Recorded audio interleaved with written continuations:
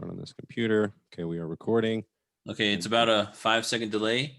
So when I point to you, go ahead and start doing the music, and then everybody be quiet, okay? Okay.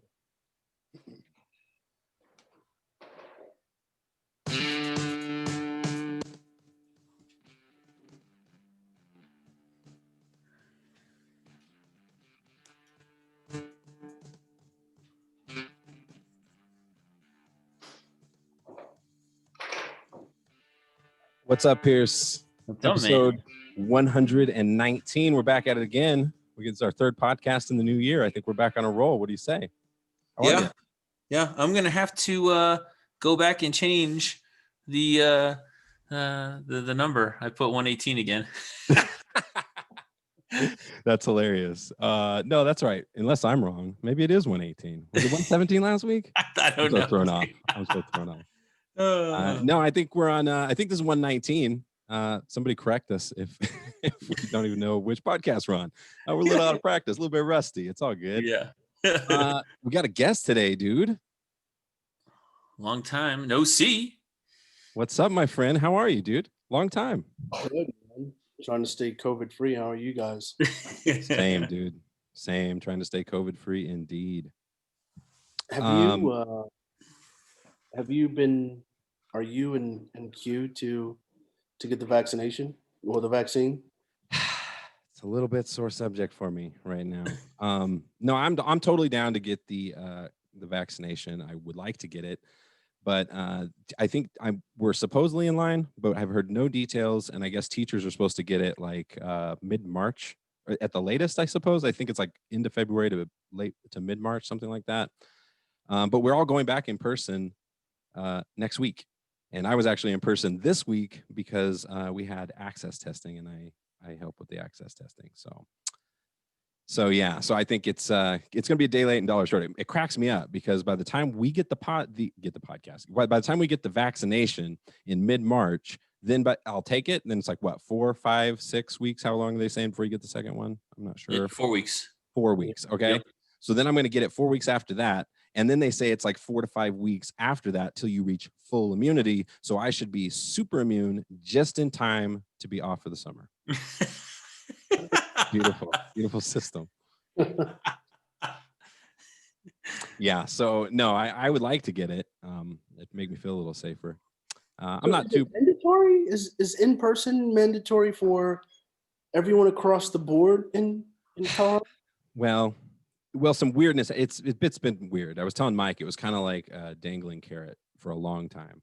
They kept saying we were going to go back. They would say we were going back. And then like a couple days before we'd go back, numbers would be spiking or something. And then they'd say, actually, we're just going to write it out. And they did that, I think, 3 times. And then the last one, they said, we're going to go for sure till the end of the year. And then the superintendent resigned. And we got an email like a week or 2 later and said, we're all going back. After not right after she resigned. She said she was resigning. She was going to stop at the end of the year, and then right after she left, they put an interim person in there, and then they immediately announced that we were going back for sure in January after break. Not immediately after break. It's a phased in process that they're doing. So us middle schools, us secondary, so middle school and high school will start phasing in this next week on Tuesday. Wow. Mm-hmm. Yeah, super duper. Wow. So I can only imagine why the superintendent departed. I don't know. I have to be honest. I really don't know. I don't get into the politics of it at all. I don't follow much of that stuff. I've got my work cut out for me in the classroom. So I truly don't get into the details, but it is weird. The whole thing was weird how it happened. And all of a sudden we were all going back, and it was like, not like before they would always say it like with like a lot of caution, like they would say like, we're going to go back, but we're watching numbers and it may not happen. Just kind of hang tight. But as of now, the plan is to go back. This time they were like, we're going back, period. And we're like, okay, all right. Fran is commenting on here saying that Johnson & Johnson is coming out with the 1 shot, and that he says you get Pfizer or you die. Oh shit! I think I don't know what I'm going to get actually, because I really literally know nothing. Who's saying? I wonder who's saying that. That's interesting. Fran was saying that. Okay, so the Pfizer when you die, huh? Well, why haven't a lot of people died already then? No. He said get the Pfizer one or you die. Oh, the other one's not good, he's saying. Well, the Pfizer one is the one that was showing that has that's good against both variants. Okay. Of the current COVID and then the new strain that's showing up. Gotcha. And the Moderna one hasn't been proven to do the new variant yet. So Gotcha. That makes sense. So Yeah, you interesting. think you Say think that that, again. the Johnson and Johnson is that's a one-shot deal, right, Mikey? yeah, yep. That's what he just said. Yeah. Yeah. Yeah, interesting. I like the idea of the 2-shot just from a science perspective. It seems to make more sense for building your immunity and making it really, really strong. Because they say you get some immunity after the first one, after a few weeks after that, but you really don't get to like that 95% number until weeks after the second one. So I was talking to Mikey the other day, and he said something to me that I had not clued in on. Moderna has never developed a vaccine. This is their first. oh snap! I didn't know that either, dude. Yeah. And they were the ones that got money too. From Operation Warp Speed. Yeah, Okay. no I'm putting the speed. pieces of the puzzle together here. I'm gonna shoot for that Pfizer. Go try and get that one. No, Me play too, around. actually. That's hilarious. Yeah. What about you guys? You got a plan? You planning on getting it? I know some people are really, really adamant about not getting it that I've talked to. So let me ask you, do they smoke? Do they drink? Have they had Botox? Have they had injections? Do they eat at McDonald's? These are they are they living their lives completely sanctified? Yeah, Because most. I don't see this vaccine as being any different from going and having a Big Mac and a large fry and a fountain soda. Yeah. Yeah, no doubt. No, many of those things apply. So yeah, no, it's funny. I for sure am down with it. It's been through the scientific process. I think people are just getting a little jumpy because it was very fast and we've never done something like this. But I look at it more like an amazing accomplishment. Like I can't believe we pulled it off in the amount of time that we did. When the pressure's on, that's how things get done a lot of times. Yeah. What about you, Pierce? I'm signed up. Pierce has never told me how he feels about it. We had a conversation about it quite a while ago. It was like in December, I want to say, when we were talking about it. And you asked me if I was going to get it. And I was a little nervous, but said I was for sure going to get it. And you seemed like you were a little bit more on the fence at the time. Where you stand on it now? I'm on the fence still because, like I was telling you guys, like it's just like anything brand new. You don't get the very first thing of anything. When Tyson here was, we were talking about for example, the Gladiator that came out. He's like, "Are you gonna get that new Gladiator again?" I'm like, "Nah, man." I was like, recalls always happen on the first year. Recalls always happen in the first year. What happens? There's a ton of recalls. Same thing with all these like PlayStation 5s and all these Xbox things. Everyone's like, "You're gonna get the new Xbox and get the new PlayStation." I'm like, "No, dude," because there's gonna be issues. And already they had some of those burn up and catch fire because they were running too hot. So you never get the first of anything. Yeah. It reminds me of like when I shop more so now than before. I never take the front items from my wife. Yeah. She used to laugh at me, but she does the same thing now. And now in COVID, I told you, Pierce, I was born for this shit. I was ready for a pandemic my whole life. Like I'm so germophobic. It's kind of crazy. What were you gonna say, Tyson? You about to say something? No, I was just gonna say it's a little bit different. You guys should have Joel up here one day. This vaccine is a little bit different in the fact that it's not a live virus. This is basically just kind of prepping your immune system in case you do happen to catch COVID, that your immune system, because it's not a very strong virus actually, if your body's prepared for it. So it's a little bit different because they're using RNA and it's not a live virus. So it's kind of spiking your immune system to prepare for this, but it's not actually nothing COVID is going into your actual bloodstream. So it's Gotcha. a little different.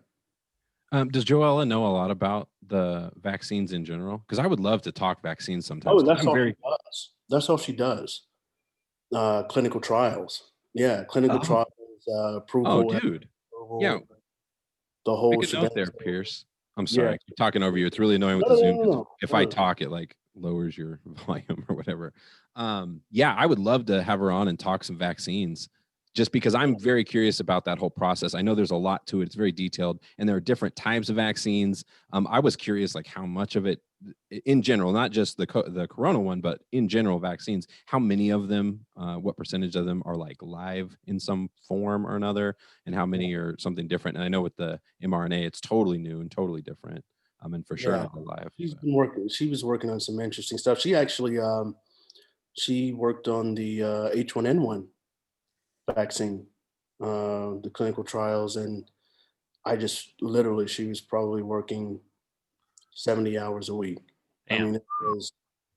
I remember we were actually at a Broncos game. She actually got me tickets to a Broncos game, and we were at a Broncos game, and she's sitting in the stands working.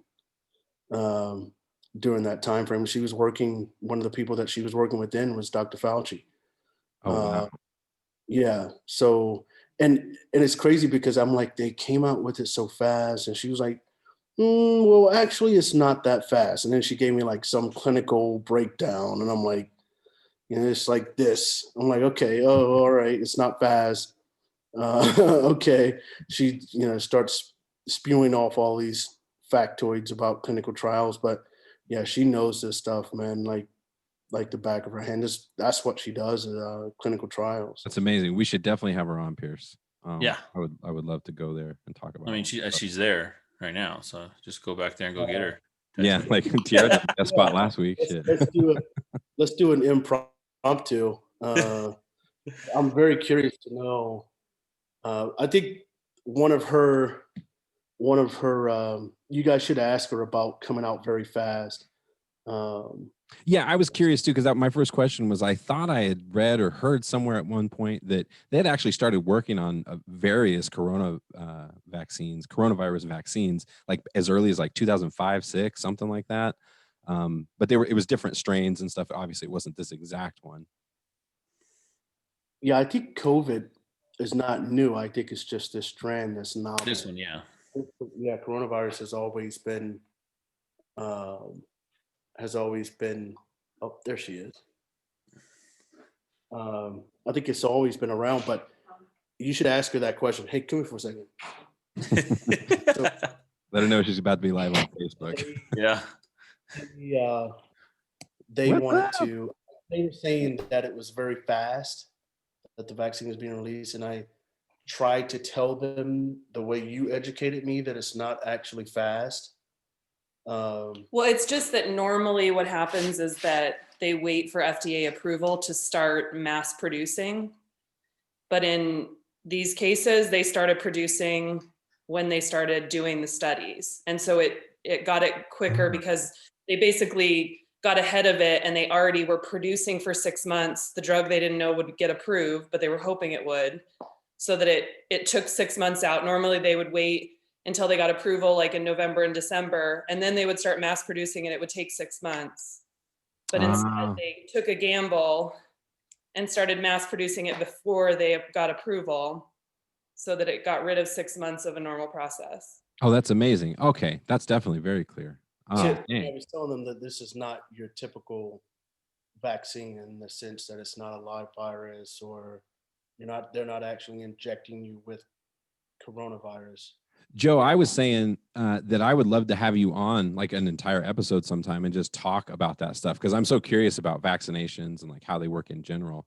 It seems like you'd be a Yeah, good I mean, I don't know anything. Like, I know some stuff, but I was on a vaccine trial for H1N1 back in 2009, where we did like post-approval study on people with asthma. So I kind of have some experience from that, but Okay. it's pretty fascinating. I don't know, but yeah, it does seem quick, but it's because it's a pandemic, and so they put everything behind it. They knew it was important. They were willing to lose money if it didn't work. They overlap the And processes instead of keeping them linear. So that yes, we would, because normally people would not put that. They wouldn't want to risk that much money on a drug they don't know if it's going to get approved. And so they would wait until they officially had FDA approval, and then they would start the process and they would mass produce. But like, knowing how important it was, I know in some cases the government subsidized that mass production for which one? It wouldn't have been Moderna. Yeah. So the government took that on, like that risk on. So it wasn't really risky for Moderna, but for the government to lose money. But I think it's just because of it being so important, they sped it up by overlapping parts of the process that would normally go A, B, C. They went A, and then B and C were at the same time. So beautiful. Oh, that's well explained. Yeah. I was telling Mike not to be afraid. Oh yeah, no, I wouldn't. Oh, I'm not, because I'm not really. Because of the type of vaccine. But it's not even. I mean, I don't know. I'm not afraid. The FDA has a process, and it passed the process. 100%. No, I'm not afraid at all. Yeah, and what I've heard, I know a lot of people that have gotten it already, and basically the first one they've said not really any effect, and then the second one, people have felt kind of sick for a day and then been fine. So. Right. So it sounds like typical vaccination stuff. Yeah. You know what Mo just said? So. Mo just said that it's a hoax. You don't need no stinking shots. Interesting. It's not what he was saying about 12 minutes ago. So, oh, that's too funny. Oh, that's awesome. Thanks for clearing that up, Joe. That makes a lot of sense. Nice shirt, by the way. Love it. Thanks. I've got it in every color. They wanted to bring for an episode about this. Oh, okay. Because I don't know the ins and outs. Oh, I think the most interesting one that you were working on that actually intrigued me was the cockroach serum. Oh, yeah. You remember that one for asthma? Mm-hmm. Like it was the Inner City Asthma Consortium, and they were doing studies on immunotherapy where you basically put something that you're allergic to like under your tongue and try to build up your immunity to it, because a lot of inner city kids have things like cockroaches and stuff in their homes, and they're really allergic to them if they have asthma or severe allergies. And so wait, so they're allergic to cockroaches? Yes. Wow. Yeah. And it can like trigger asthma attacks and things like that. So it was studying basically trying to kind of like peanut allergies, like trying to expose them to small amounts of something to build up their immunity so that it wouldn't affect them in the same way. And it was like cockroaches, right? Like, yeah, it was like cockroach serum or something. I don't know. Yeah, and that's terrible. That sounds absolutely gross. I'm just fascinated by the fact that I was watching Pierce's face while you're talking about that over there. No, I'm fascinated by the fact that the cockroaches cause allergies. That's so crazy. I would have never guessed that. Yeah. What a trip. So don't go outside, Tony, and just start like getting a whole bunch of field stuff because you're allergic to outside and putting it under your tongue. Don't do that. Yeah, don't try to go and study. No, I've learned a few times in my life. Like one time I told you I baled hay and found out I was severely allergic to it. And I worked like 10 hours out in the sun, baling hay all day. And then I was like, my face exploded. Like I was a disaster for like a week. It was. Why do you always have stories like like I think you need to write a book. I really do. I feel like I'm in a sitcom and I just don't know. This is in Truman Show. This is in California? Yes, that was in Northern California. Yeah, that was in Humboldt actually, Joe. That's so funny. I have funny story real quick. So randomly we connected with a lot of non-racist, more liberal leaning people in our neighborhood because of the pandemic and all the political stuff and everything. And one girl that I connected with went to Humboldt at the same time we were there, and her husband. And they're actually moving back. Like they're up in Washington. Yeah, they just sold their house and they're in Washington right now, like living with her family, and they have 2 kids, but they were like right there at the same time as us. And so I was like, this is crazy. Like, how's it possible that we went to Arizona to meet someone from Humboldt? But oh, that's hilarious. That's so crazy. My first question is like doing a trip. And I was like, there's so many people I would love to like coordinate all of us being there at the same time. I miss it. So yes. Oh, absolutely. I talk about it all the time. I really want to take my kids out there and take my wife and stuff and see it. For years, actually. I remember like when we first met, how bad you said you wanted to take your kids to Humboldt. Oh, is that right? Oh, that's sad. Yeah. Honestly. Way to bring that up, Ontario. No, You're I've a been saying that for 14 years, dollar. We went when Callie was really young, like 2 maybe, or maybe before she turned 2, but we haven't been back since. So yeah, it would be. We had breakfast at a place that she swore was good. That you know, so What was the place? You remember the cookhouse, like out? It's like buffet style out in the. I get, thinking back on it though, I mean, I had like a work study job. I doubt I was not eating out. I was living off of beans and rice. I'm curious about your friend, like what they're doing out there. Cause I've always would love the idea of moving out there, but it's just work, like what would. Yeah, she, I mean, the pandemic, like I think her husband lost his job and then he was looking for a new job and he got like a new business job, like teaching, I think business school or something like that. And it's remote. And so really, I think you're going to see that a lot more, is a lot of people can work remote now. Yep. And they have a lot more flexibility on choosing where they want to live because it doesn't matter. So you see that in Mike's backdrop? What is it? Look at that. You see it? Oh gosh. It's almost. I specifically moved over to because I saw me. I was like this. I was like, wait a second. Should be I'm sure you're going to come visit us then, and you guys are going to go see that disgustingness in person. We're going to take it to the Dean Dome too. She was like, wait, are you seriously going to get season tickets? I was like, I want to try. I think it's probably a 38-year wait list, probably. Well, don't look at that corner right there. I don't know if you can see it. No, it's just My, top. Who is that? It says wish granted, and Coach K autographed Grant Hill and autographed Coach K pick. I still haven't put them up yet. Still kind of setting my office up here. Oh, See, Mike is who we should have sent to the basketball camp. For real though, that's a true statement, I bet. No, but they have the old people Coach K one you can go to the basketball camp. Oh, really? I didn't know. Oh that. My gosh, Ontario's going to be Googling it right now. I didn't know like, that. What? Yeah, bro. I'm serious. I did. Are you kidding me? No, man. Huh. Interesting. Ontario. He's Googling it right now. Yeah. He's like, how do I find out about this? Interesting. Oh, I did not know that. Well, hopefully one of us can get a vaccine. I really want to get one, but it's very hard. Well, me too. I know. I was just telling these guys, we go back to in-person teaching on Tuesday. So I'll be, and then I was there this week too, because we had access testing that had to be done in person. And so I've been around kids and everything, On priority list now though in Colorado to get it? Yeah, but they're saying at first it was sounding like it was going to be third week in January, which was pretty cool because that's about when we're going back. But now they're saying it's like late February to mid-March. And I was joking with these guys because I'm like, by the time I get the first one and then I wait and then I get the second one and then I wait till I reach full immunity and then it's summer break. So it's like, it makes no sense. 0 sense. At least you're on the list. Like did you tell him how we signed up?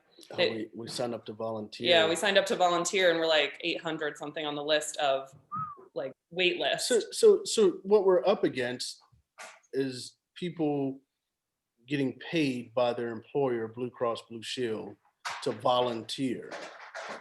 So we're battling to volunteer for no money, just a shot. And we're battling for these time slots against people that are getting paid by Blue Cross Blue Shield to quote unquote volunteer. So, I mean, it's just really just knocked us down the list. Damn, that sucks, dude. Like, how do you volunteer? How do you compete against someone that's getting paid? They're incentivized monetarily and they get the shot. And we just want the shot. It's just crazy. Yeah, no doubt.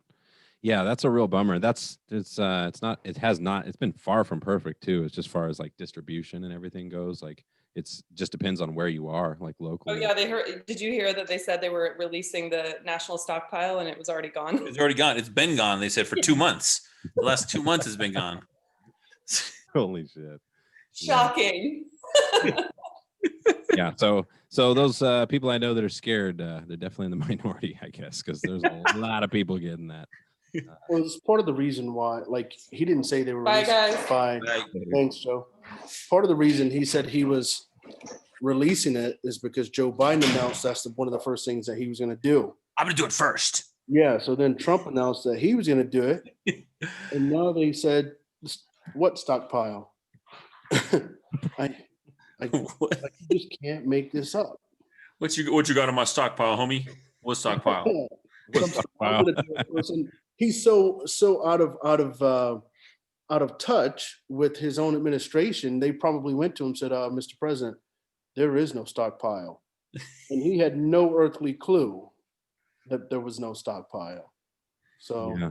Dude, Tyson, we have not talked in a very long time. I'm definitely curious to hear your thoughts. It's funny. We look back on all those old podcast episodes where you were telling us years ago, you know, people are going to come out of the woodwork. We're going to be surprised at how many people are going to support them, how much racism exists in our country that we just don't see on a day-to-day. And sure as shit, everything has come true. It's taken it to new levels. Even I couldn't see coming after it kept getting crazier and crazier. And then you look at what happened a couple weeks ago and you're just like, wow, dude, like, I wonder what you think sitting back watching this. I think it's the last hurrah I actually think it's the last hurrah for racism. I think there are three factors, and these people are trying to exercise their privilege that they know they've had since the inception of this country, their entitlement, since they know they've had that since the inception of this country. And I think they are really afraid, and I think I told you this, and Mike, that they're really afraid of becoming a minority. I think that label, everything this guy has done has been to try to protect their majority status. He has gone after every single minority that has been in this country for generations in order to protect the majority. And they know that. They'll never come out and say what the real reasons are, but privilege, entitlement, and majority status. These are things that they are fighting for. They haven't once said anything about a policy. Absolutely nothing. And when they say he's fighting for us, they're not talking about me. They're literally talking about their kind. But it was shocking last week, and it's still kind of like, did that really happen? You know. But just to also see the restraint by the police. I think so many things were exposed that we have two different judicial systems. We have two different policing methods. They just killed a guy in Killeen, Texas, who was having a mental episode. Guy had his hands up, kept walking towards the cop, and the guy didn't have any weapons on him, had his hands up, but he kept walking towards the cop, and the cop killed him. But then you see people actually trying to break down the walls of the Capitol building and minimal shots fired. I mean, granted, there was some loss of life, but during that day, there was only really one loss of life of the enemy. Those people were literally the enemy. So I'm still just kind of amazed, and I'm just ready to see what comes out of it. I think you guys we have some bad ones in Arizona. I think you guys have a really bad one, and she's a little firecracker. They're going to have to expel her. She is horrible, and it's that I think her name is pronounced Bobert. She's bad. She's a bad person, and dangerous. But these people are literally traitors. They're not protecting Trump. They wanted to protect. Trump gave them, emboldened their privilege, entitlement, and their majority status. So I think this might be the last hurrah for that mentality, essentially. Is kind of my thought. That's interesting. It sounds really, really optimistic to me. Um, man, I'm not going to say it's going to turn around overnight, but I think that is the last great action for what they want to protect. okay. Yeah, and I mean, you were definitely right about everything else so far. So I listened carefully to your ideas and kind of what you're perceiving. Just me, me. I was a history major. I'm taking my master's degree that I'm working on is in critical pedagogy. So we're really looking at how entrenched in the system racism is and how disenfranchisement and all these things really are. And it's everywhere, dude. It's in not just the ones who are blatantly racist, the ones flying their flag and KKK and all that whole group. But I think it's more deep than that, and I think it even affects people like me who consider myself, well, I'm not a racist, but like I think there are things in my mind all the time. Like I don't know if I brought this up on a podcast before. Mike might remember this, but I remember seeing a video one time, and it was like this study they did on teachers where they had teachers monitoring children through something like this, it wasn't Zoom at the time, but it was like a Zoom meeting basically, where they could see them on the screen, and they had eye movement detection on the computer. And they told them before, they warned them about like who the bad kids were, and they intentionally did it saying all the white kids, like not all the white kids, but like specific white kids, where they're like, keep an eye on this kid, he's trouble, keep an eye on this kid, he's trouble. And they didn't say anything about the black children, but when they watched the teacher's eyes, they monitored like the frequency of correction from the teacher. They monitored the frequency of their eyes watching them just when things were kind of chill, and it was just so clear. Like the teachers were watching the black kids way more, they were correcting them way more, and you realize, and these weren't like, you know what I mean? These weren't the people marching on the Capitol. These were regular teachers that just, you know what I mean? Like I think it's so deeply in our society, and everyone's afraid to really talk about it. So when I hear you say that, it's good. I kind of heard you as saying like it's the last dying breath, which I don't think you are saying now. So when I heard you say that, I was kind of like, I don't know. I feel like this is going to take some time for us to work out and to really understand. It's not that many generations ago we had slaves in this country. You know what I mean? It's Right. like, No, I don't. I mean, in terms of actions, I think this is the last hurrah. Um, I think, and this is not pointing the finger at the education system, but I think a lot of the teachers have whitewashed America's history, and I I say that, and it's been kind of co-signed by the textbooks and the things that the curriculum. Like a lot of times they don't even mention the word slavery. It's, oh, you dude. know, I saw indentured servitude for several of elementary and middle school books where they're not actually, they sugarcoat everything. So it was kind of a oh, they didn't have to be slaves. This was you know them paying back a debt or what have you.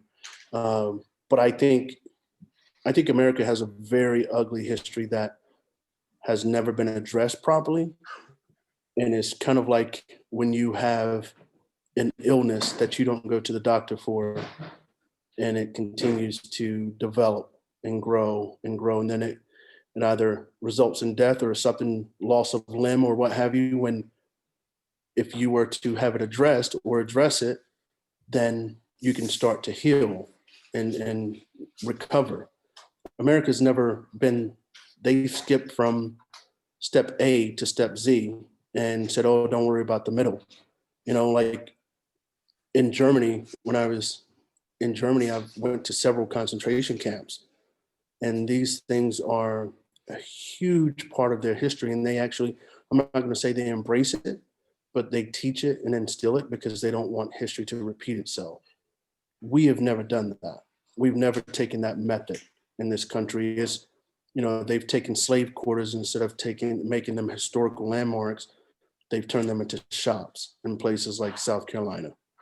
Turn them into retail, and I'm pretty sure they're owned by a majority white people who don't acknowledge the history of the buildings that they're profiting off of. So I think it's a matter of acknowledging. And I think, honestly, everyone that's standing for Trump Biden benefits more.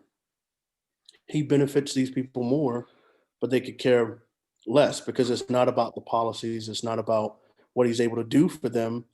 Is can you protect my status in this country or their perception of their status in this country?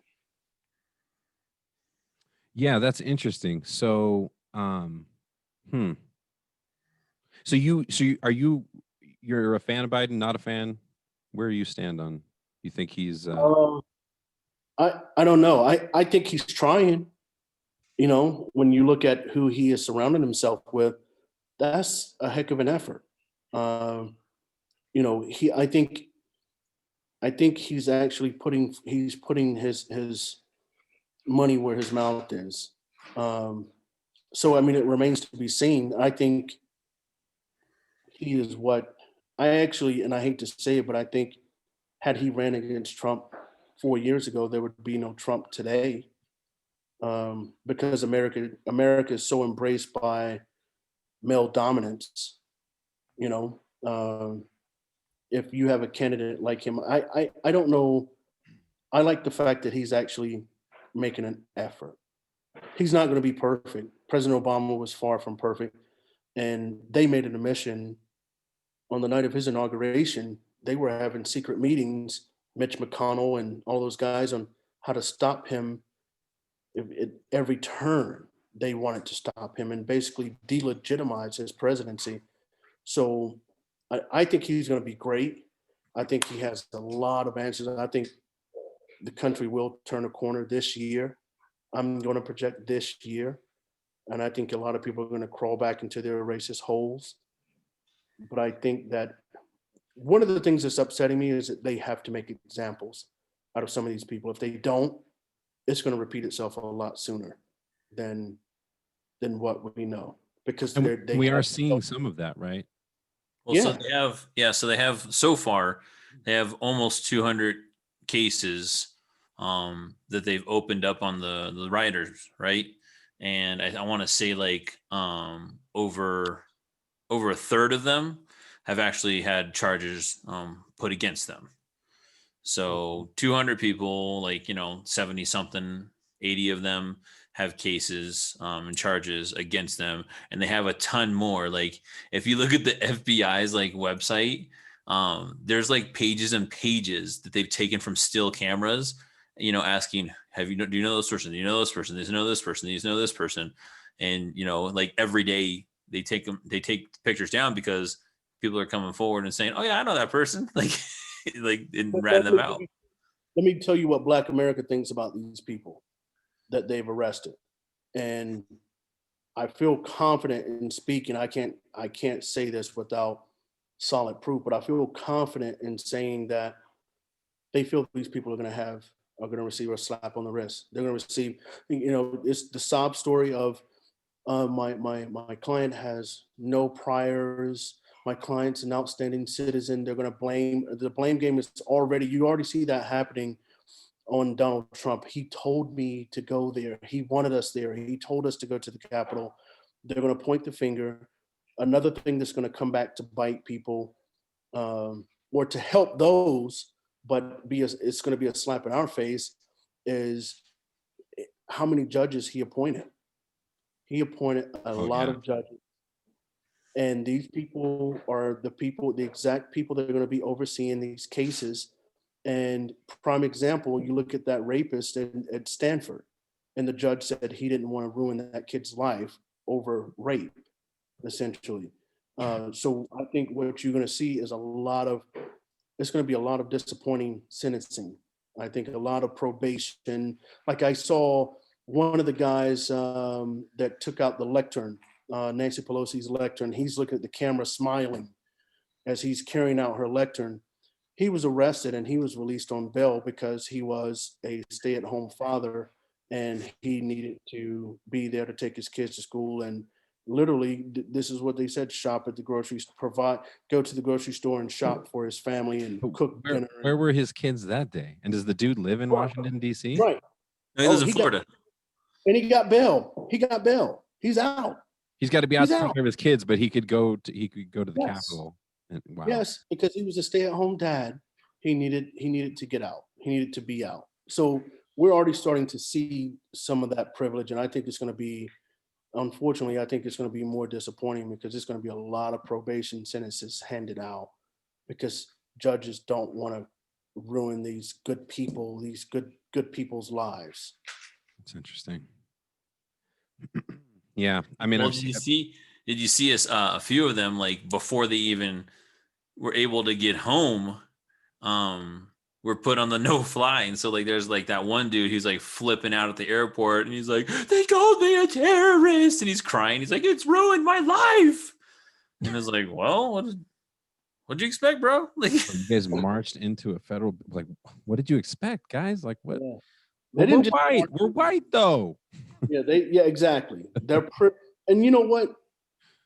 The reason, like, they're trying to compare it to Black Lives Matter, which is a slap in everyone's face if you really think about it, because there isn't a single Black person that's walking the United States or would ever imagine, let's go storm the Capitol.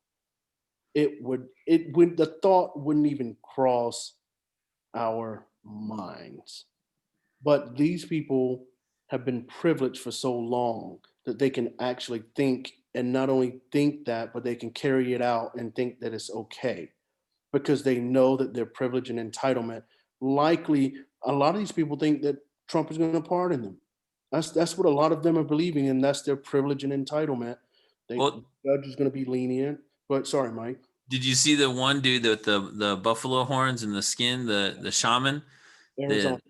He asked for the Arizona dude. He asked for his attorneys are asking for Trump to pardon him. Yes. And the other thing too is like he's in jail now. Like he didn't post any bail or anything. He's still in jail. And like he's asking his lawyers and everything were asking for organic food, because if he doesn't eat organic food, then he's going to get sick to his stomach and possibly die if he has to eat the prison food. And so they're trying to get him organic food into the prison. They granted it. Yeah. Shamad. Tony, you may know about this. Shaman. No, they just call him shaman. He's a shaman. That's what they say. So he has to have, his mother said he will physically get sick. So he has to have organic food. He does yoga. And he's just a great, outstanding human being. They actually granted him having organic food. Now, you imagine the lesser in the prison system. Now, if you're going to grant organic food for one, you should grant it for all. This guy is literally receiving organic food in prison. Surprised he's going to get beat up soon.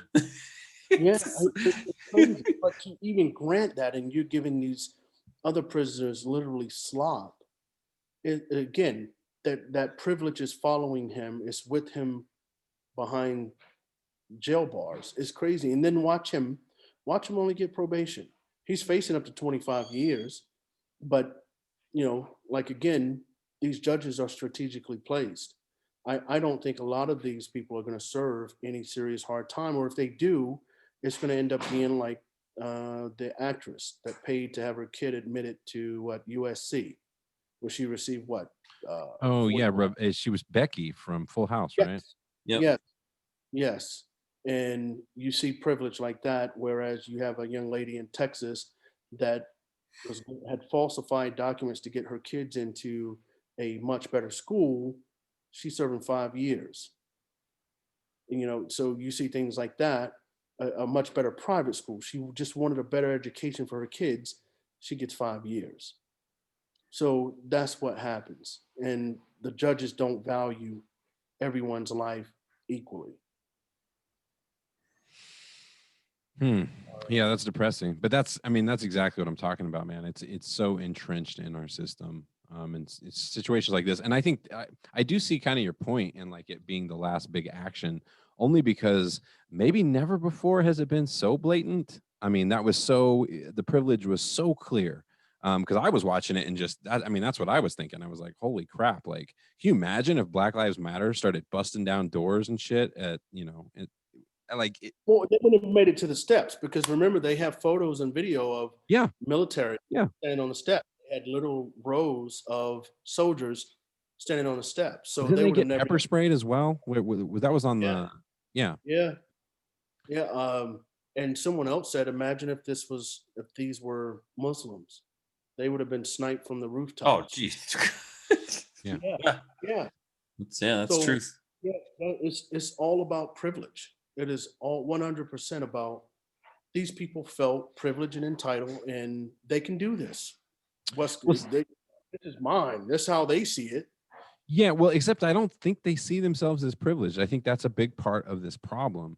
Like from the outside, it's really clear they're privileged, but I don't know if they see themselves as privileged. They just see themselves as what? This is normal. This is what we do. Entitled. Yeah, Right. entitled. And I hate to say it, but that's what my point is like even guys like me carry some of this around with us because I remember years ago having a conversation with you. I believe Bruce Leroy was there. Mike, you were talking about it, and we were just talking about our experiences getting pulled over by cops.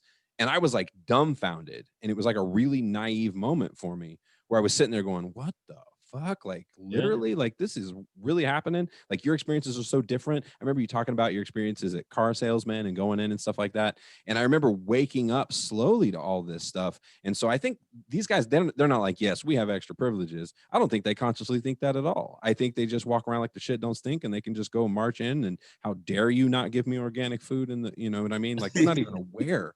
Like Mike said, Mike, like I was saying, privilege, entitlement, uh, those are the two biggest things because only they can think of such basically blatant treason and think that it's okay. Only they. Like that has never once crossed my mind when I want to fight for equal rights. Maybe we should get together and storm the Capitol. Like that is never, this is like the Boston Tea Party on crystal meth. It has never crossed my mind to even, and I'm sure many others, like Tony, I'm sure that is never something that would never cross your mind. And then you see these cops with literal guns on their hips, and they're afraid to take. If they're trying to kill me, I'm going to take 4, 5, 6, however many rounds my weapon can hold. That's who's coming with me if Oh, they're trying to take me out. man, They did you guys see the video of the girl, the Ashley Babbitt, they got shot? Did you see the video of Yes, that? Yeah, the yes. one who got shot like in the doorway or whatever. Yeah. Well, From did you see the whole video of it? the window. I don't think so. I don't think I saw that. So I saw yeah, so like, there's like a couple angles, and there's one guy. He's like filming. He's like, "You guys, let's go." There's one like media guy is in there. He's like telling them, "Let's not go. Let's go somewhere else. Let's go Yeah. this." And they're like breaking it down. It's obviously plexiglass and everything like that because it's not shattering. It's just cracking and cracking and cracking. And you can see all the representatives in there, and they're being rushed out of the hall, out of the chamber, and like it shows like a whole bunch of representatives. They can pick them out and everything like that, and they're being rushed out. And all of a sudden, like they bust down one of the windows down, right, so you can get access and walk in. And all of a sudden, you see this at the corner of the shot, Yeah. and you hear the guy goes, "Oh God, you guys, gun, gun, gun, gun, gun!" And he's like filming it, and there's he has black gloves on. It's Secret Service guy, he has guns on, and he like this, and all of a sudden you see homegirl climbing through that window. ugh. And he told them, the Yeah, guy on her side said, guys, they have guns on the other side. yeah. Her side was saying they have guns on the other side, guns on Yeah. the other side, and she jumped through, and the guy warned her that was going to shoot. He's like, "Get down, get down, get down!" And then all of a sudden, pow! Like it wasn't playing right in her neck, dude. They disown her basically. She died for their fucked up cause, and they basically said she is Antifa. They disown her. I'm serious. Can't make it I up. didn't know that. I didn't really. I Yeah. haven't followed all that. Yeah. And the cop that they killed was a Trump supporter. And they got the guy who beat a cop with a flagpole that had the flag on the other end. But that flag is precious and sacred. I guess sacred enough to kill someone because he was using that flagpole to literally beat a cop to death. So and they're killing cops, but Blue Lives Matter. So I mean the hypocrisy. I mean you just saw the full display of everything that, nothing they've said over the past 2 years has been true. It's been when something doesn't fit their cause or narrative, they're quickly turning on it. Like they wanted Mike Pence. They wanted to kill Mike. And I don't know if you guys have seen, but my father-in-law and I were talking about it today. They were literally less than a minute from getting to Mike Pence. Well, and that the shaman guy, he also had like a whole letter, Yes. like showing that they were going to go out there and capture and kill representatives. That was the whole plan, to go and capture and kill representatives. Well, there's some investigation now too, right, on involvement of actual congressmen and stuff, and there clearly was some involvement from government officials. There was like the one dude who just was recently elected. They got himself in trouble. But yeah, I think it seems like they're literally saying that there was like collusion with the government at this point. Another one was it's all alleged at this point, but yeah, and another one was like live tweeting saying where Mike Pence was the whole time. That's the Boebert girl. Yes. No, Pelosi. She said Pelosi left. So that. Oh yeah, that's what it was. Yeah. Yeah, if you look at the chain of events from her that morning before this even happened, she tweeted, "Today is 1776," and then she tweeted, "We're being rushed to some place, some location." Yeah, she was telling all the locations. Yeah. Yeah, and then she said Nancy Pelosi was removed. She's tweeting this, live tweeting this. Nancy Pelosi was removed, so she's no longer, your target's no longer there. But they were also chanting, "We want Mike Pence." And they were literally less than a minute away because they ended up storming the room that Pence was in. He didn't want to leave. He actually had declined Secret Service asking him to leave twice. And the third time, Secret Service said, "You have no say in this. You are coming with us." They literally had to take him out of the building. And with less than a minute, they were in that room. And they were chanting outside, "Hang Mike Pence, hang Mike Pence." Holy shit, dude. I mean, yeah, this is like, they're I call them Trump zombies. Well, the other thing that boggles my mind too is, how like they said like a lot of the stuff was planned online through like the different social media outlets and everything. Tell me if this wasn't like monitored Muslims or something like that, that shit would have been shut down immediately. Like SWAT teams would have been at doors like before they even left for airplanes. You know what I'm saying? Like it really goes back to privilege and entitlement, because the mayor requested 5 different times to have National Guard there, and she was declined by the Pentagon to have the Pentagon days before. You have, they had actual, I was just reading this, where they had the day before, they're not allowed to give tours because of COVID. There have been no tours of the congressional halls. They have Congress members giving some of these people tours of Congress the day before. This is on video. This was also witnessed and testified by military members, former military members who are now Congress people. One was a lady. She was a female helicopter pilot. She said everyone found it weird. Like, why are these people being shown around? This was November. This was the 5th, January 5th. Why are these people being shown around and escorted around? And they actually called it out to Capitol Hill, to Congress police, to Sergeant at Arms. And they said, well, in order to be basically shown around, you have to be invited and by a Congress or a senator. So they're literally giving these people and so now they're saying these people had received reconnaissance tours the day before, and they have this on video. Like, it is just, but I will tell you, if these people aren't made examples out of, it is going to happen again and sooner, because no one is being held. No one would have been held accountable to make people say, oh no, that's not going to be me. I'm not going to go do 50 years for a losing battle, for a losing cause. And that's what it is. I've never seen somebody fight a loss so hard in my life. Never. That reminds me of like a Chappelle rants, and he's like, ask any old black man. He's like, they'll tell you how many years you get. He's like, oh, don't do that. That's 25 years. Yeah. It's crazy, man. Like, people think in that sense first and foremost, but they don't think in that sense. But I think a lot of them think too that Trump was going to pardon them. And Trump wouldn't piss on these people if their asses were on fire. And they're so gullible. And he's still sending out emails asking for money. Like it, and he knows the well is drying up, so he has no use for these people. He doesn't even want to be president. I heard he's going to Mar-a-Lago. He's done. Oh yeah, yeah. No, he's not staying. He's having a send-off Yeah, rally at the airport. Yeah. Yeah, the send-off rally at the airport.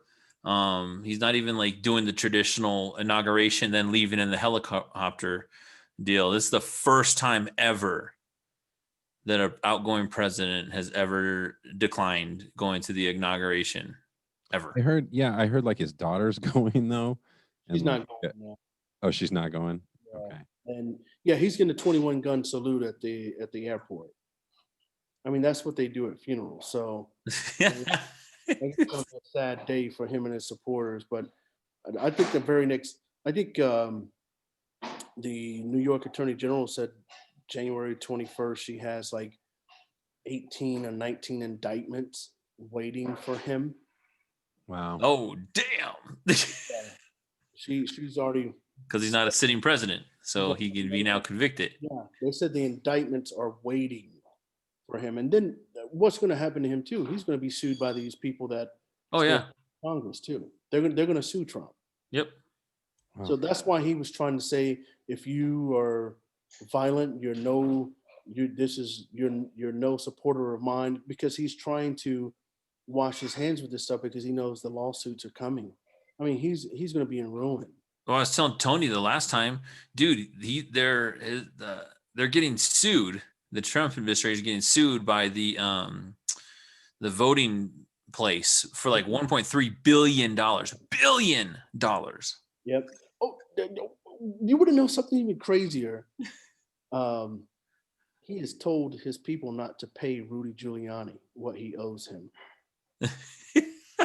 Rudy Giuliani is not. So Rudy Giuliani is on the verge of being disbarred and stiffed by Donald Trump, who he has been singing the praises from here to the moon and fighting for. Trump said, do not pay him.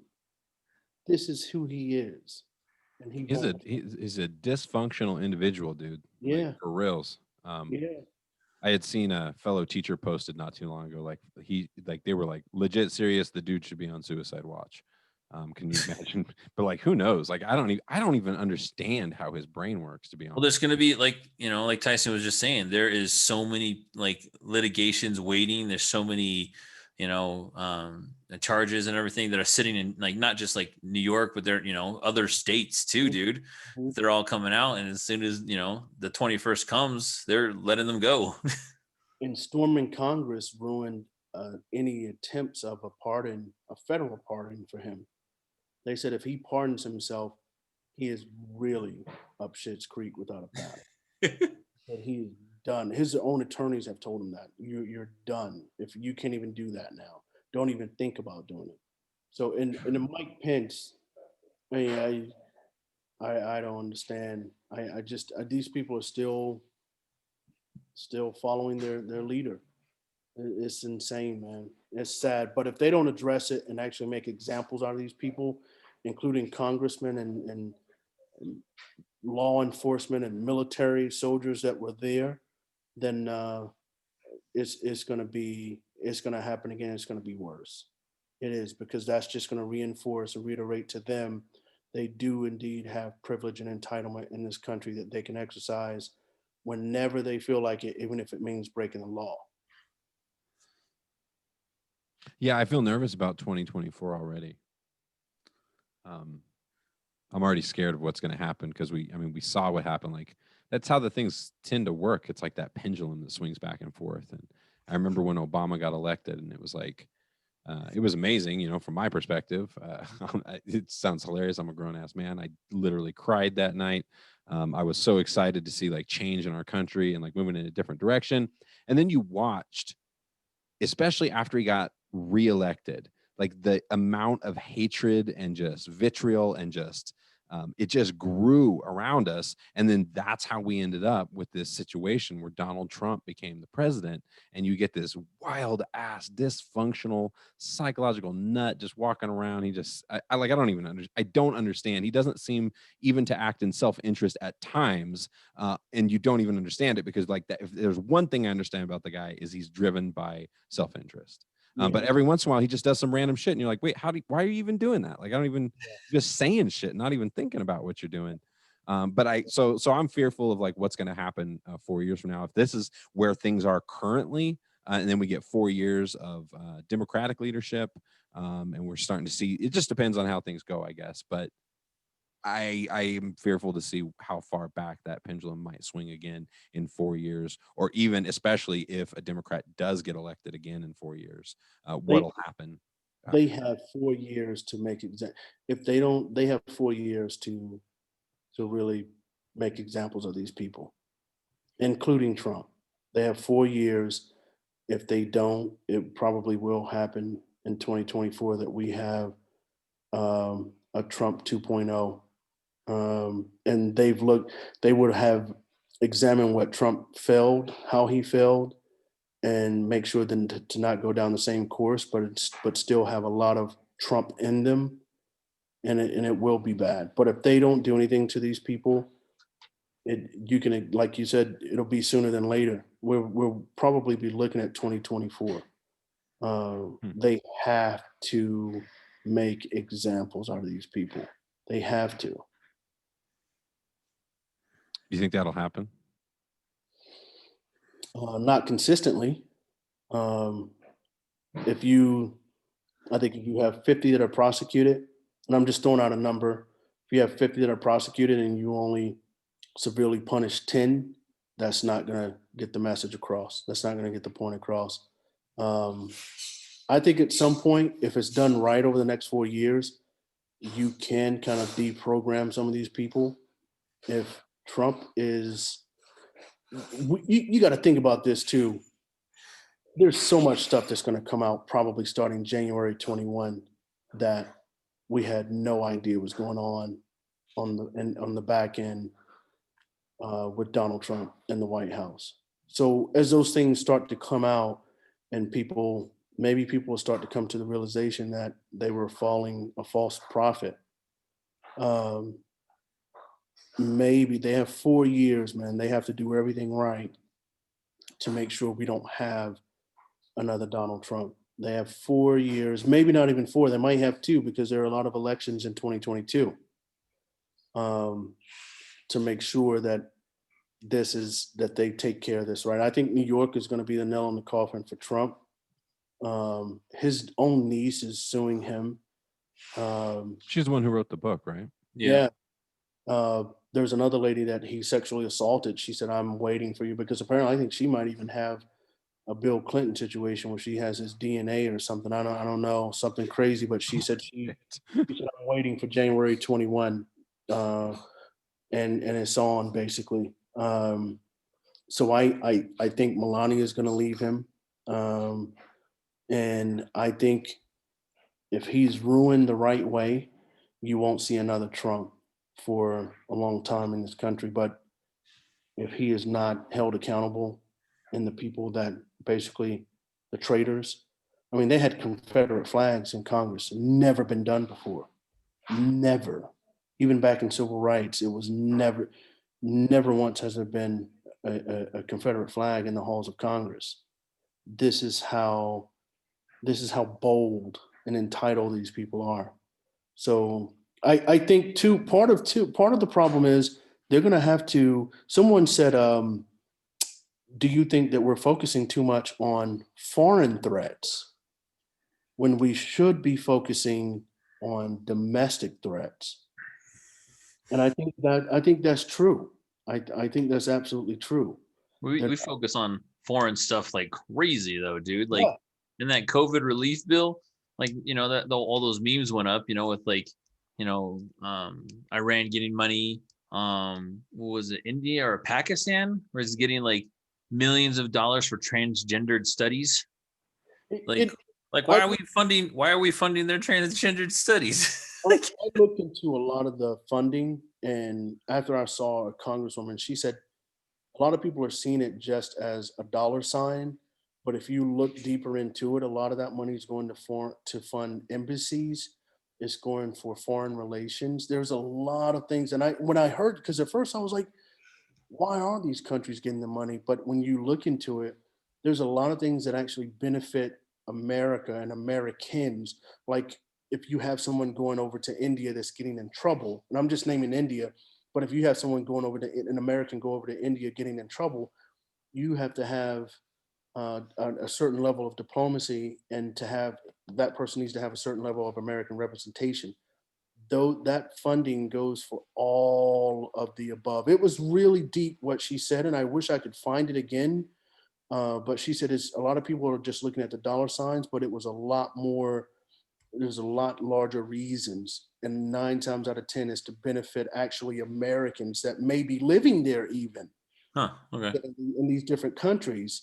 Yeah, so it was real. I'll see if I can find it and send it to you, but it really kind of changed my perspective because I was thinking that too.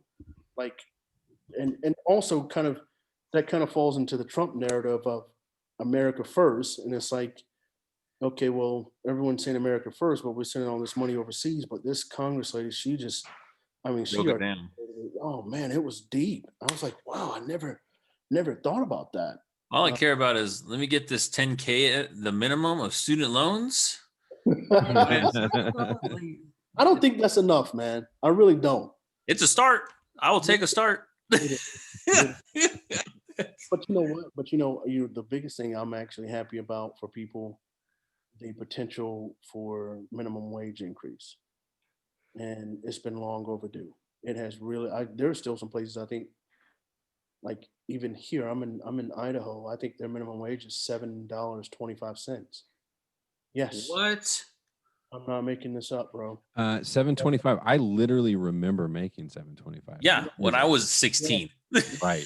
Yeah, Exactly. but you can't go and get a $3.99 Big Mac meal from McDonald's. That Big Mac meal is going to run you almost $10.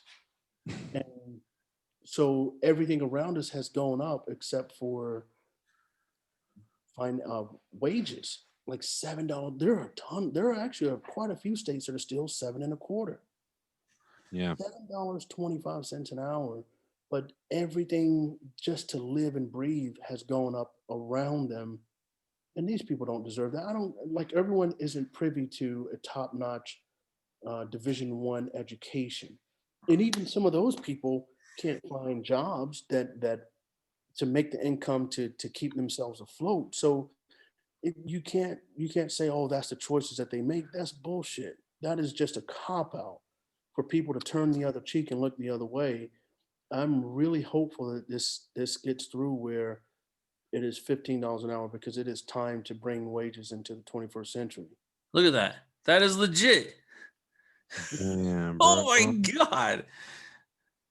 Yeah, I'm kind of curious, Pierce. You should look up a couple. What is it in Colorado now? Do you know? It's $12. Okay, it's 12. What is it in California? I wonder. I think Because it was like same as you. I remember making 725, and I was probably like 16, something like that. yeah. It's 12. California's 12. Now pull up North Carolina.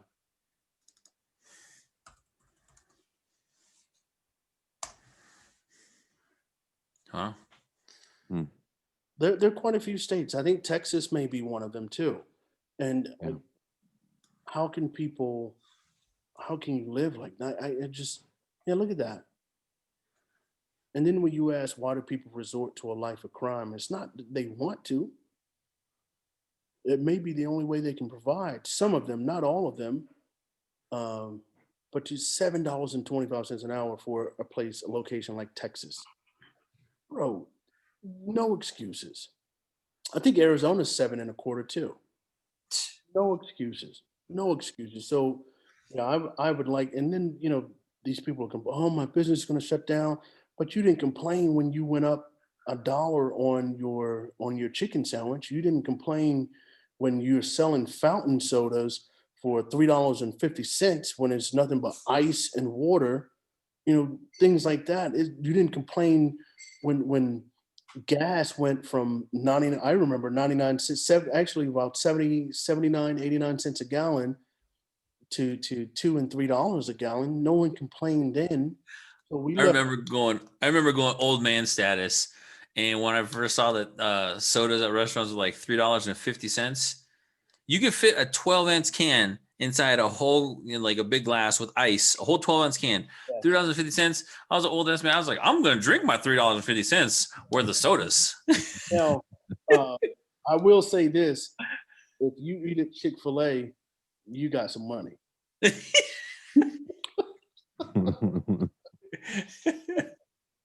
Shots fired. Everybody can afford those Chick-fil-A daddy-daughter nights now. Oh, that was specific. Yeah. No, he knows I'm kidding, but seriously, man, you look at Chick-fil-A. I mean, their sandwiches you would know this off the top of the head. What is it, like $7-8 just for the sandwich? For the meat, well, for like $5 for the sandwich. Like for the meal, it's like $8. Yeah, and Yeah. I'd never walk away from Chick-fil-A feeling satisfied. Never. Yeah. But ever since Popeyes came out with their sandwich, dude, Chick-fil-A is never the first one. Popeyes is now always the first one. And you know what makes me mad? Is that they shut down the Popeyes as the closest one to me. Oh, no. It was like I remember I was excited, y'all. You can ask Tara too. It was funny because I was like, you know what? I'm gonna go Popeyes. I was like, let's get these sandwiches. Because the one I used to go to like was pretty fast to get through, right? On Smoky Hill? Issues. The one on Smoky Hill. They shut that one down? Yeah, dude. By the gas station. I drove over there and I was like, damn, it is dark over here. And I like went and it's like no signs on the building. I was like, oh hell no. I was like, I am not driving to South Parker in Aurora to go get this sandwich. Crazy. But just thinking about everyday life, and these people are working 45, 50 hours a week. That's crazy, man. They don't deserve that. I don't care what your background is. If you're out there and you're busting your hump, you should be able to at least put gas in your car and not live paycheck to paycheck. And it may not improve the world, but man, like I've seen people renting apartments $200, $300, $3,500 a month. Yep. That's like a mortgage, and they keep going up. It's funny because I joke around with the kids at the gym. They're all like 19, 20, 21, and I'm like, y'all. I was like, you know how much I paid for rent when I was 18, 19 years old? I was like, I had a 1-bedroom apartment. I was like, I paid $600 a month for some rent. Yeah, bro. I had a studio for $500 in Cali. Yeah, but I was paying $600 a month. I was like, I was living in the hood, but I was like, I paid $600 a month. Exactly. Even in the hood now, that's double now. That's yeah, for sure. So it's crazy, man. So I think that's one of the most things that I'm hopeful about. But I love he's brought in so much diversity already into his cabinet. Yeah, and I'm a huge advocate for females, and I just like the fact that he's bringing that in and bringing in examples for our kids to see and not just hear or read about in the history. So yeah, I'm really enthused and hopeful that people are still going to fight him. They're still going to, even if he benefits them, because everybody that was at that riot or rally or whatever, I'm sure they are going to qualify for whatever stimulus or whatever government funding he sends, whatever he passes. They're all going to qualify. You're not going to see millionaires out there storming the Capitol. It doesn't even sound right when you hear it.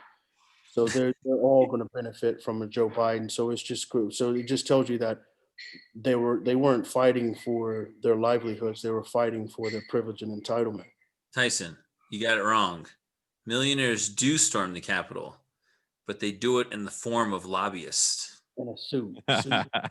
Yes. It's all right, man. They have people do it for them. But you know what? No, they don't, Mike, because they're flying out the congressmen and senators in the private jets to the golf courses with their families in Hawaii And so, yeah, they do their illegal actions outside of the Capitol, and then they let the congressmen go inside the Capitol to do their illegal acts. I was telling, that's what we were talking about with Franwith about, all these congressmen and senators and stuff like that. And even to Tyson, before the podcast started, we were talking about career politicians. Like when I went to high school, when I was in college, there wasn't no application for career politician. Like, you know what I mean? Like, but these people have been doing it their whole lives, and look to do it their whole lives. And after a certain amount of time, they get pensions. And then you don't even have to be in there that long. They have to be in there like a couple terms and they get a pension. Yeah, I think it's 2. I think if you get reelected, you automatic. And that's some bullshit. Meanwhile, people are doing 401ks and they have to be, vested, 5 years, 7 years, 10 years to at least get a portion, not even a whole percent. Like some 401ks, like, they have to be there 5 years to get 75%. And then they have to be there like 10 years to get the full 100% of what they've invested and everything like that. And so that's just, I think that's the problem now too, is that there's so many people in politics that are staunch and that are set in their ways, and that just stays that way. And, when you're set in your way and you're projecting that to everybody, whereas if you had fresh new faces in there, fresh new perspectives, new policies and stuff like that, I think that would change a lot of things.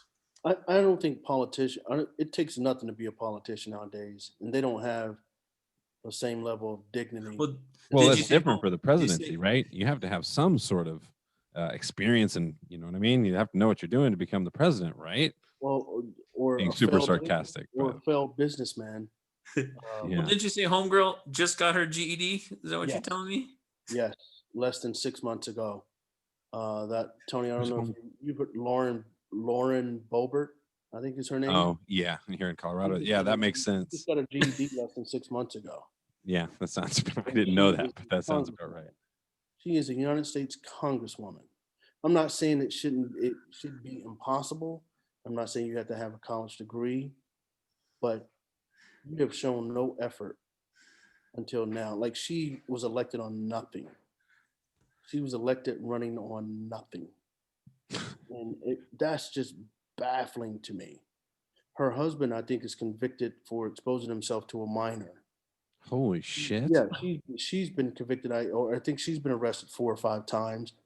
Like, and she's running on nothing. Absolutely nothing. I'll write that down. I'm gonna look into her a little. I was gonna tell you earlier too. Like, can you pull her up? I'll look it up here while I'm telling Dollar this, but one of our people's Dollar said that they can get you a vaccine real quick, $200. Wait a minute. Who is this? $200 for a vaccine, huh? Because the wifey is a nurse. And so they said that they can get you the vaccine real quick if you want, $200 to get it on you Monday. Holy shit. Well, I start Tuesday, but it wouldn't be effective for a long time. That is crazy. How does that even work? I wonder how you can at $200, you can just go get a vaccine. That's well, I appreciate the offer. Good looking out. I definitely want to get a vaccine. So go ahead and send a DM and we'll touch base. Yeah, no, that's crazy. What's funny about the vaccination stuff is I saw this this news story about DPS students, Denver Public School students, where I work, were actually getting together, and they had like signed a petition demanding that teachers get vaccinated before they go back to in-person learning. Dude, since I became a teacher, I have never been more blown away by our youth. And it kind of reminds me of what you're saying, Mike. Like, you got to get new ideas in there. You got to get new people, in these new approaches, because these young people, man, they get it, dude. Like, seeing that, I was shocked. I was like, these are high school kids that have the common sense to be like, yo, look, we're going to put teachers back in buildings. We got to get vaccinations, even for their own safety. Because the students have an option. You can opt for online. So, by the way, if you're curious what the structure is going to look like for us, it's actually hybrid. We're not going back 100%. So for us teachers, I'll teach 4 days a week. Monday, Tuesdays, Thursdays, Fridays. On Wednesdays, they do like a deep cleaning of the building, and everybody studies remotely or does schoolwork remotely. And it's probably different from school to school somewhat, but we basically have divided into two cohorts for the in-person students, because I think it's about half our student population or so is all going to be virtual. So on any given day in my classroom, I think the maximum I'm going to have is like 7 or 8 students in person. And then I'll have anywhere from, 12 to 20 students online at the same time.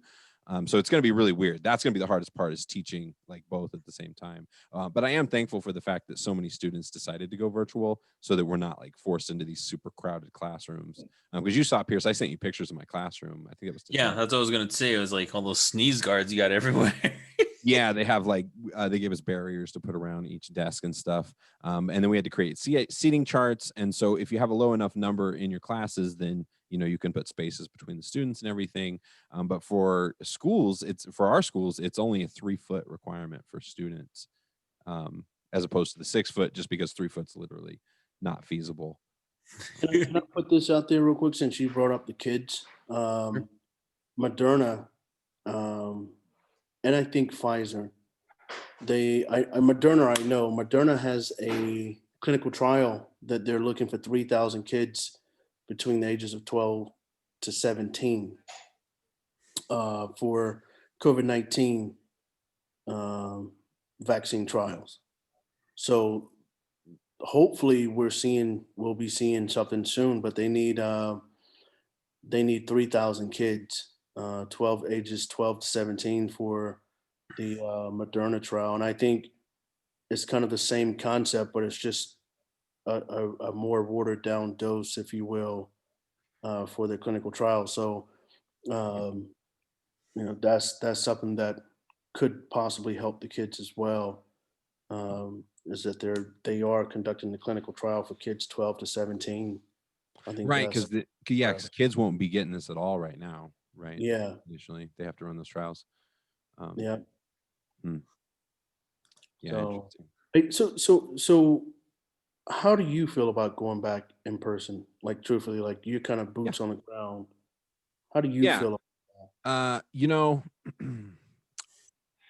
I don't think it's wise. I think I feel like we should wait it out. Like I feel like we're so close with the vaccinations coming through, at getting this thing under control. Not to mention, what's been so hard for teachers is the flipping back and forth shit. Like, because teaching online and teaching in person are two very different things. And now we're gonna see how it goes, just trying to do both at the same time. And I feel like I've told Mike this. I'm optimistic. I feel like we're going to be fairly normal by summer. And I think by next school year, we'll be going back in person and things will be more or less normal. We may still be taking some precautions and stuff.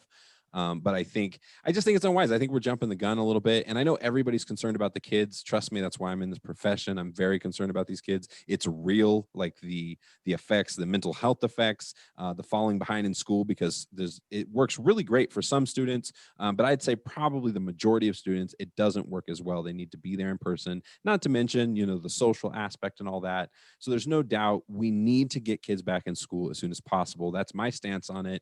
But maybe possible isn't the right word, because I feel like we just need to show a little more caution, hang in there just a little bit longer. And we've been doing this online teaching for a long time now. So when we first started, it was a total shit show at the end of last year. And I think Right. that was the case. A lot of districts across the country, we had the chances to prepare for this stuff and we just didn't. So when it hit, it was just like figuring it out day to day. But I'm telling you, I went to this profession for a reason. So I've dedicated my life to figuring this shit out day in and day out. And a lot of my peers have, a lot of my fellow teachers have done the same. So I think we're at a point now where I'm seeing measurable growth in my students.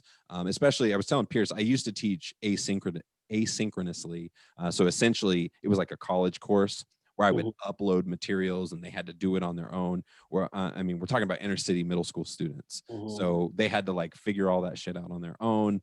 It was a nightmare for me, and I was holding office hours each day, so they would come by and I would open a Zoom meeting for like 2.5 hours. So that was different than what most of my fellow teachers were doing, like English, basic English, math, all those guys, science. They're all prioritized, and so they were teaching live. And the idea was they didn't want students staring at computers for too much of the day. So classes like mine got deprioritized, which never made sense to me, because I'm supposed to be assigning the same amount of work they're just not doing it consecutively. So the idea was they could come back and do it later in the evening or something like that. So that was a disaster. But not too long ago, they switched me finally to synchronous. So now it's just like this in a Zoom meeting where I've just got a whole class of students in front of me. And I've gotten good at it, and I'm starting. I don't know if good's the right word. It's makeshift teaching. We're doing our best, but I'm literally seeing measurable growth because everything's data based for us. We really have to watch the skills of the students and make sure that they're actually improving. And I feel like a lot of us teachers are starting to turn that corner now, where we're actually getting the hang of this a little bit. It's a whole different world, but then it's like a knee jerk and we're going back all of a sudden. It's like, oh, now we're going back. And by the way, half the students don't want to come back. So you're going to teach them online, and you're literally going to be teaching one class where you've got students in front of you and you've got students on a Zoom meeting, and you have to figure it out. And there's no resources, dude. There's nothing out there really to help us figure this shit out. So I've told peers this, you guys know this, I do a lot of shit out of my own pocket. I bought adapters. I literally work with 2 computers. So I use my personal computer, and then I also use my work computer so I can monitor Zoom on one.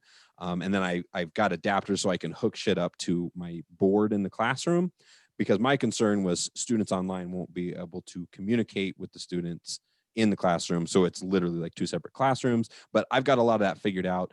They did give me this cool camera that I was showing Mike last week that's got like a microphone on it. It's kind of a shitty mic, I'll be honest. I'm an audio guy, so it sounds terrible to me, but it does pick up the room. So at this point, I'm kind of ready to roll with having them be able to hear each other and more or less be in the same classroom. So I'm trying to figure that out. More interactive. Yeah, more interactive, because, and I teach ELD, man. So like, that's so important. They have to be talking. They got to be talking to each other.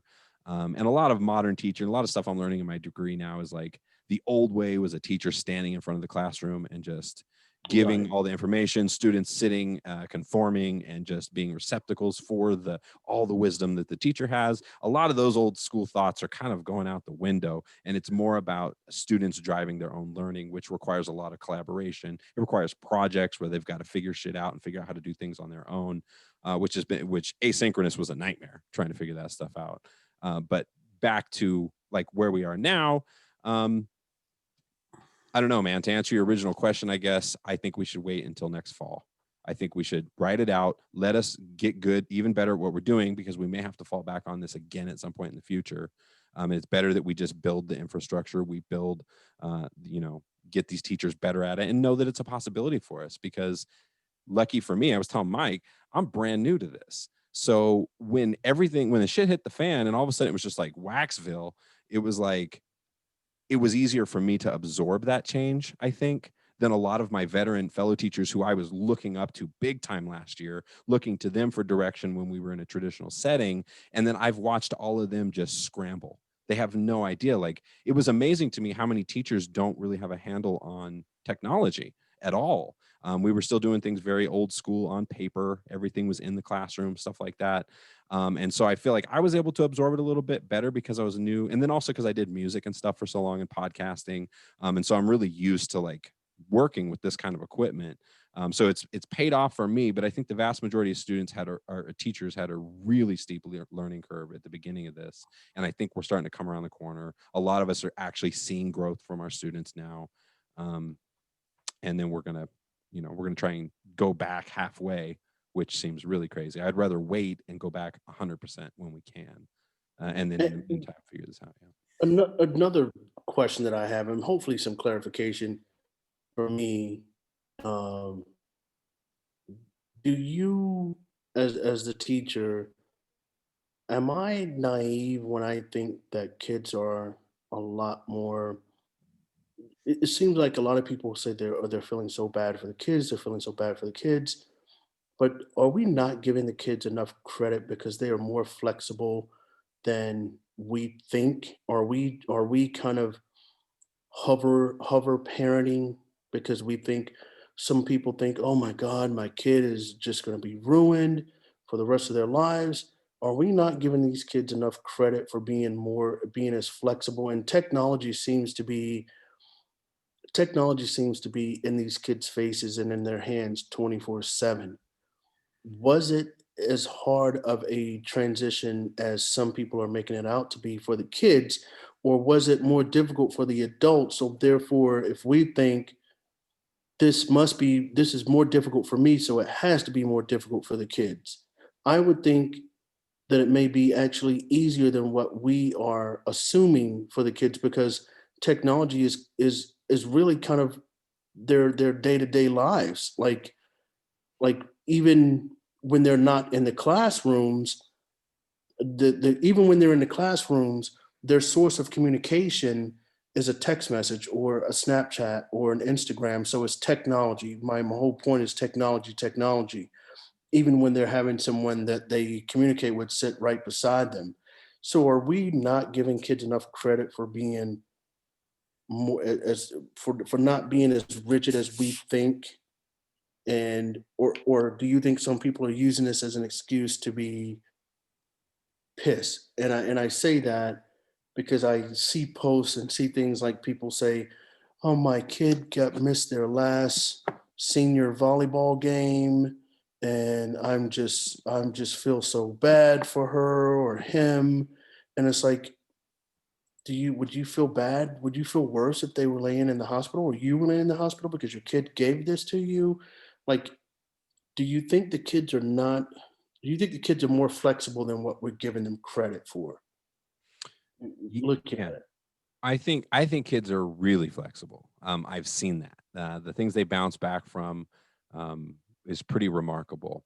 As far as the technology stuff goes, what I have seen is, because you're absolutely right. These kids are on technology all the time. They're on Snapchat. They're playing video games. I mean, they're communicating with their friends, like you said, that are sitting right next to them. They send a text rather than saying something to them. And we all were kind of complaining about that stuff before. That being said, I noticed that it does not translate always into the academic world. So I found a lot of my students that were on their phones all the time. They're on technology, TikTok, and all this stuff. When it came time to like write a paper in Google Docs, there was a huge gap there. And so, as an English teacher, I really honed in on that immediately and was like, we literally did lessons on like how to change your font, how to indent, how to control the format of your paper. Mm, Um, and before, it was more focused on like how to identify good reliable sources on the internet. That was like last year's kind of stuff, whereas this year was like, holy crap, now that we're forced completely online, we realize like they're going to need these skills. So I don't think the technology necessarily translates immediately, but I think it helps them when it is time to actually learn it. And I think a lot of us teachers have had to focus on explicitly teaching these technological skills in an academic setting. Now, Because do you think that's because our education system is antiquated and dated in itself? Did, did uh, this did this kind of shine a light on that, you think? yeah, I mean, yes, I definitely feel like our system's antiquated, but that's one way to look at it. The other way is it's not just that it's antiquated, it's that there's never been a clear goal for American education. Like we've never all come to some kind of consensus on what is the point of American education. What are we supposed to, like when they leave us, what are we supposed to be giving to them? How should they be walking away? Prepared for what? In what ways? And I think to me, that's the biggest, most glaring issue that was pre-COVID, pre-everything, was just like, it's not just so much that the system is old, it's that there's just all these competing interests for what we're supposed to be doing. And everybody, I was telling Mike this on a previous podcast, everybody talks about it like the system's broken, but nobody has an answer with what fixed looks like. Like when it's fixed and it's working properly, what are we supposed to be doing? So and so I think that a lot of that happens at the individual teacher level with their beliefs about stuff, and it also happens at the school and district levels in various forms. But yeah, I mean, somewhat it's definitely antiquated in a lot of ways. And I saw that more with my fellow teachers as we started. Teachers that are master teachers, bro, like people that I'm just in awe of, like their ability to work with and teach children.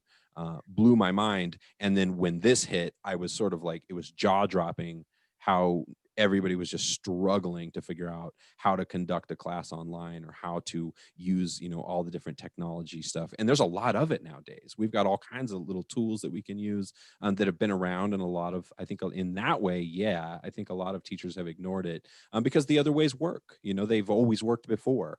And for the first time, they're not working. And so we've had to change a bit, but no.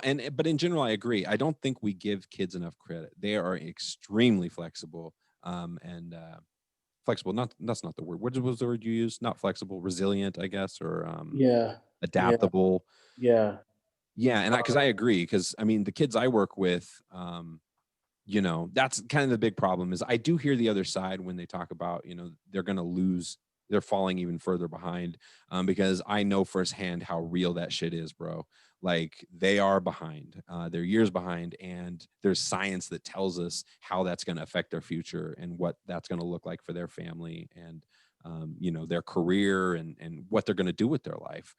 And Let me so, ask you, because I want to chime in right there. Let me ask you this question that's on my mind. I Because you're seeing it, and I want to know if what I'm thinking would possibly be a valid method. So, a lot of times people talk about reparations, and my idea of a sufficient reparation would be that you would have people of color that could go to college for free if they had the grades, test hmm, scores that they could go to, because what has kept people so far behind is education at the end of the day. Bottom line is whether you have it or don't have it. And so my form of reparation that would make me happy as a black man is if the inner city kids knew there was a light at the end of the tunnel where you could say, you know, Bobby, if you get this, if you do well in school, you have pretty good test scores, you can actually go to college for free. And they can see that where their end goal then shift from just making it through high school and getting a high school diploma to, if I do this and do it right, I too can go to college like the rest of them. Do you think that would be a motivation? Do you think that would be a motivator for inner city kids if they knew? Because I hear sometimes where kids say, well, I come from a small town in North Carolina. When you graduate high school, you have achieved the local pinnacle of success, so to speak, of early success, is that you graduated high school. They don't instill in their kids from day one, even if they don't go to college, but still there's more than high school. Like high school is okay, let's celebrate for 30 minutes, but now you've known all of your life, we're going beyond high school, be it technical college, be it Division 1, Division 2, Division 3, whatever it be. But do you think it would motivate these kids, especially the inner city kids that say to themselves, what is all this for when it's not going to mean shit at the end of the day, if they knew, hey, I can go to college just like Johnny in the suburbs if I do well in school. So they see a light at the end. Do you think that would be a motivator for inner city kids, inner city people of color as a whole, for them? Do you think that would help? yeah, I think it would help. I think it would help, but I think there's the larger issue with it is really it's the experience that a lot of these kids have with school. Um, a lot of the students just hate school, and the thought of even thinking about like continuing this after I have to continue this is bullshit. Like I don't want to deal with this anymore. And I think so much of that is a product of like what I was talking about earlier, where like the system is just saturated. Like if you look around, like because I work at a school that's like there's barely any white kids there at all, dude. And I don't. I guess I shouldn't speak out of turn because I mean there's a lot of turnover. There were some new people this year, so I don't really know for sure. But it really seems, from my eye and my perspective, looking around, a lot of the teachers are white, dude. And I feel like that has such a huge impact on students. And we've talked about it before, Pierce, about like there's science on that too that has shown that Mhm, like kids who mhm, have a black teacher at mhm. some point between K through 6 or something like that. I can't remember the exact details, but it greatly increases their odds of continuing school. It increases their odds of becoming a teacher themselves. It has a huge impact on their life. And so I think a lot of it is that these kids grow up not relating to their teachers, not, and it's not just that the teachers aren't black or Mexican or whatever. Mhm. It's really just that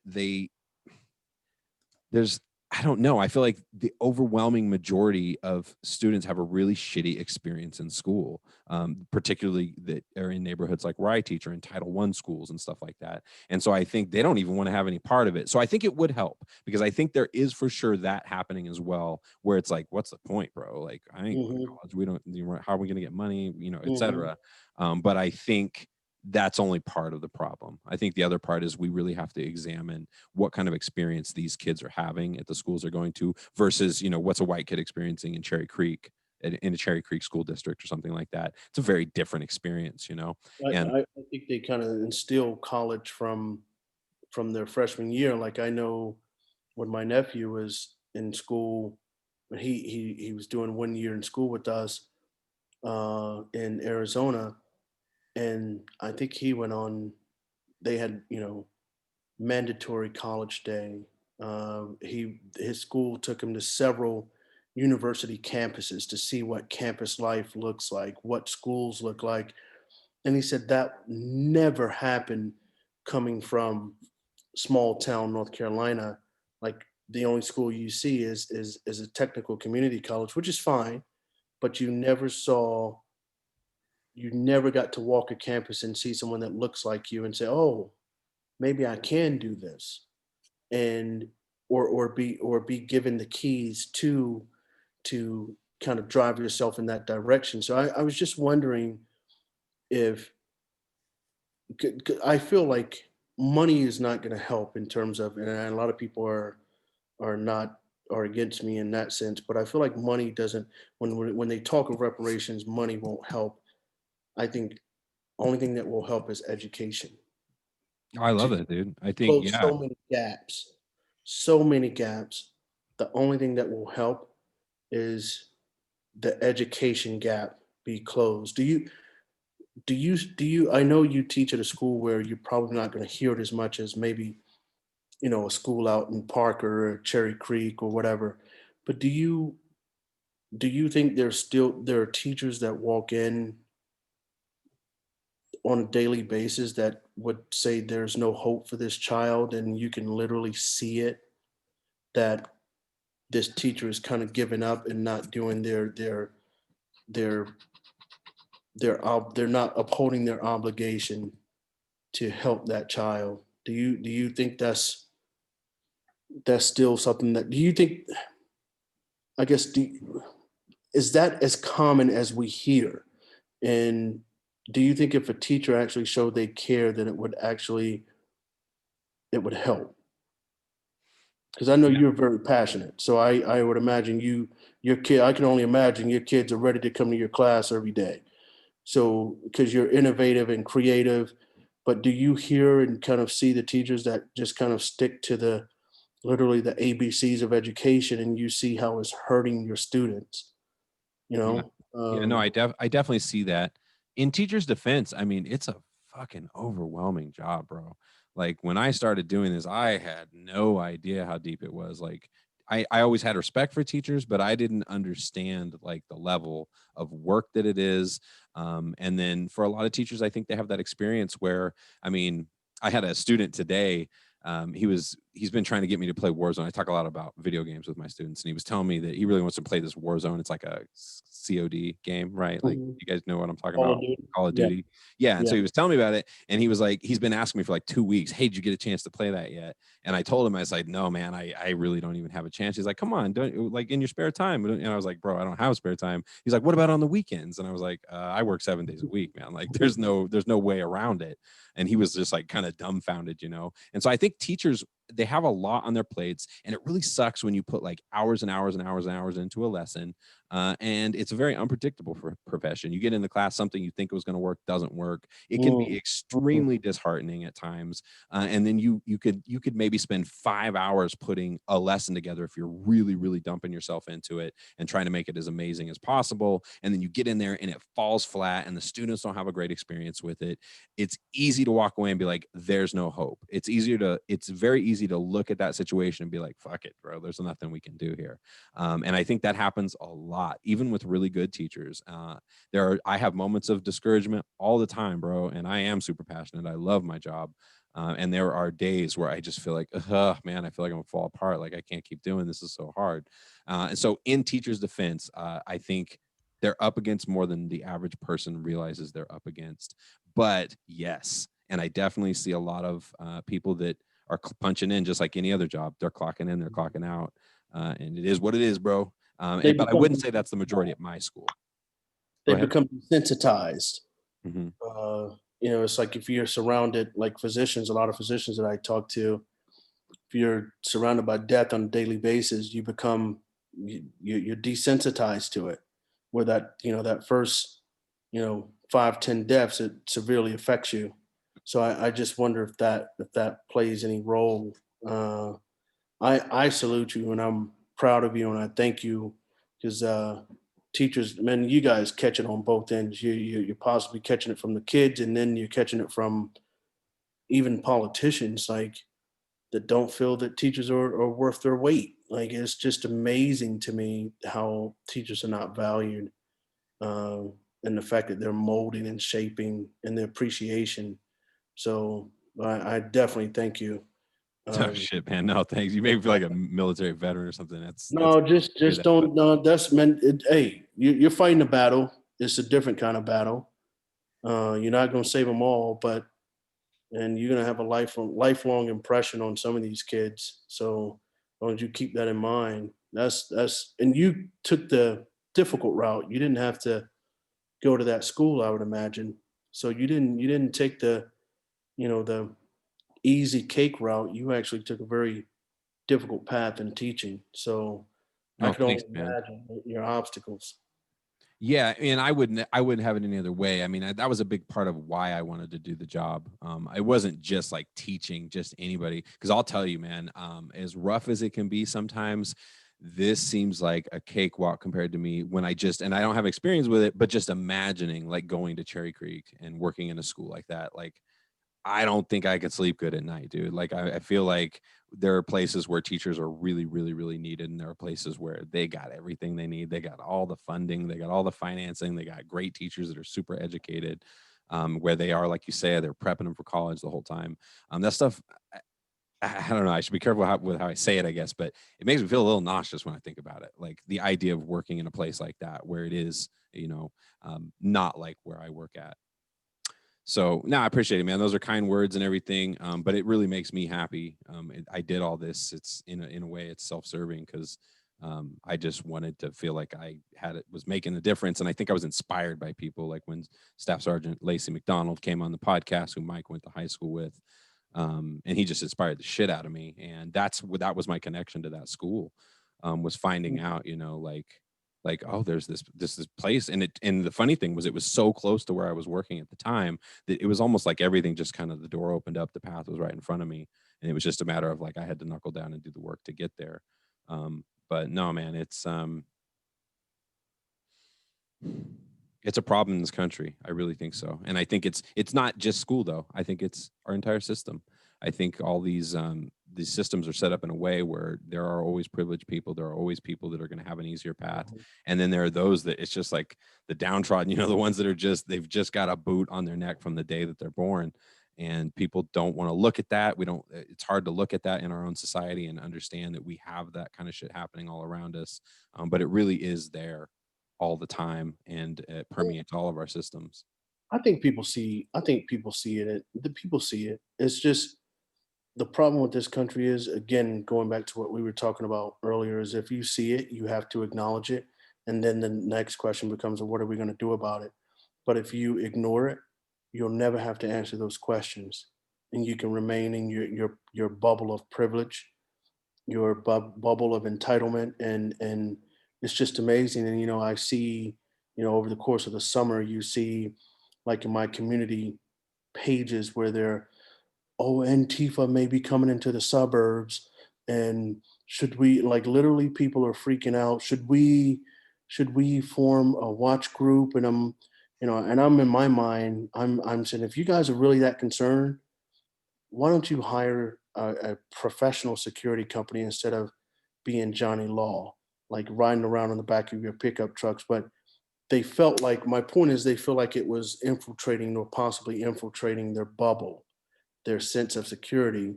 And it's just amazing to me how people respond differently when it's affecting them or theirs directly versus them looking and seeing it affecting someone else. It's a lot easier to turn the other cheek, because once you get involved, then you have to start addressing the issues, and you start have to coming up with solutions.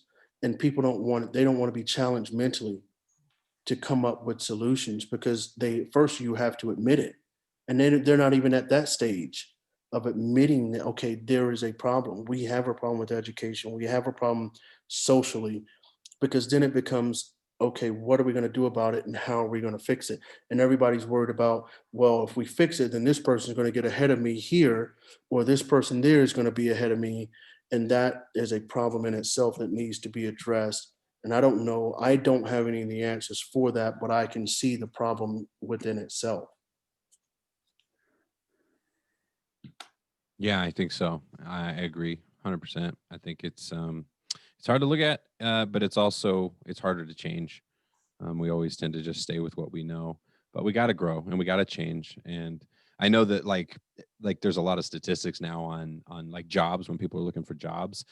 It's changed in the last between 20 and 25 years. It's really changed what is valued for people who are hiring for new jobs, like collaboration, being innovative and creativity is like at the top of the list now, because the world is facing a shit ton of problems. And so those things are more important than ever.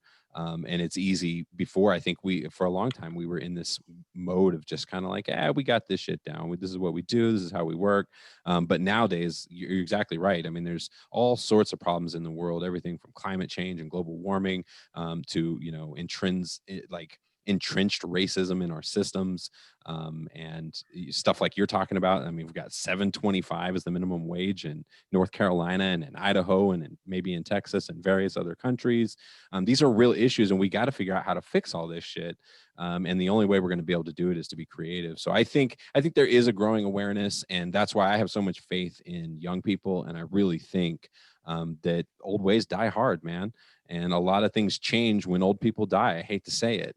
One day I'm going to be one of those old people. And even me, I'm blown away by the things I see from how young people think and this new world that they're dealing with. But there's no doubt that young people need guidance, and they need mentors, and there has to be people in these older generations that are kind of like opening the door for them, you know what I mean? And like making sure that they're gaining the tools that they're going to need to fix the problems that we fucking caused. So I think, yeah, I do. I think a lot of people don't want to face the problem, but I have faith in youth. I think it's coming with time. I think these problems will get resolved. But The thing that scares me the most about today, because I've said it on multiple occasions, these people are basically creating the next generation of racism and hatred. You have to think about, these people have kids, and this isn't new. This racism and hatred isn't new to these people. So they have essentially created a brand new generation to pass the torch down to, of racism and hatred. And that's the thing that upsets me the absolute most about all of this, is that they're keeping that hate alive. So I mean, I don't think it'll be fixed anytime soon, but I do think this might be the last great hoorah moment for that racism. On a lighter note, I will tell you, I am so happy with television lately, because I've seen so many people of color, I've seen more interracial relationship commercials in the past 9 months than I have seen in my entire life. I mean, it's almost where I'm tired of it. I'm like, oh, like another one? Like, I mean, from Hallmark to Chevrolet, it is crazy the number of commercials that you see with mixed representation. It's awesome. I'm just happy that a lot of the movies that I grew up as a kid are coming true. Like which ones? Demolition Man, for example. Look at this. That is a Zoom call, you guys, from Demolition Man right there. That looks like Tony's classroom. It's all coming true, guys. It's pretty soon. I'll have that hoverboard. I don't think I'll have the hoverboard ever, because I think that's just never. That's never gonna happen, dude. But one day I'm gonna be living. I'm gonna be living in the skies. I'm gonna be eating like an instant meal, like the Jetsons. Don't they make one? Don't they actually make a hoverboard? It's not a real hoverboard. It's not real. No. But one day I'm gonna go in that I'm gonna get this little pill. I'm gonna put in the little microwave looking machine, and I'm gonna hit a button, and it's like burrito, like a whole whole fucking meal, dude. A side of vegetables and everything. One day, it's all coming true. Demolition Man had the Zoom calls back in the 90s. Mad Max was in 2021. Is that true? Yeah, that's what I told you on the last podcast. Yeah, yep. That Mad Max is 2021. That's why I said I need to start learning from my father-in-law welding a lot better. I'm gonna go out. I'm gonna buy me an AMC Eagle. Oh, I'm gonna give me an AMC Eagle, and I'm gonna go weld a whole bunch of shit to it. And I'm gonna get like a whole bunch of tanks of gas and bunker down and have myself a living nomad life. That's crazy. Are you guys afraid of the 20th? Are you afraid for what could happen on the 20th? Or do you think it's like kind of blown out of proportion at this point? You think they're bold enough? I feel like if Lady Gaga and J-Lo are able to perform at the inauguration, I think it's going to be all right. You think so? I mean, if they're not afraid to go to the inauguration, I think it's going to be okay. Isn't that just crazy that we have to be concerned about such a historical day? That the excitement and enjoyment of that day? I'm not surprised about it, because when all those mass shootings were happening, when they were going through and mowing down, like, people going in Walmarts and mowing down and stuff like that, I was surprised to find myself like out and about, like, when we went to the Taste of Colorado, I was telling the wifey one time, I was like, I'm, looking around at people, I don't know who's going to open up fire and shoot around and shit like that, So nowadays, like, shit don't surprise me anymore.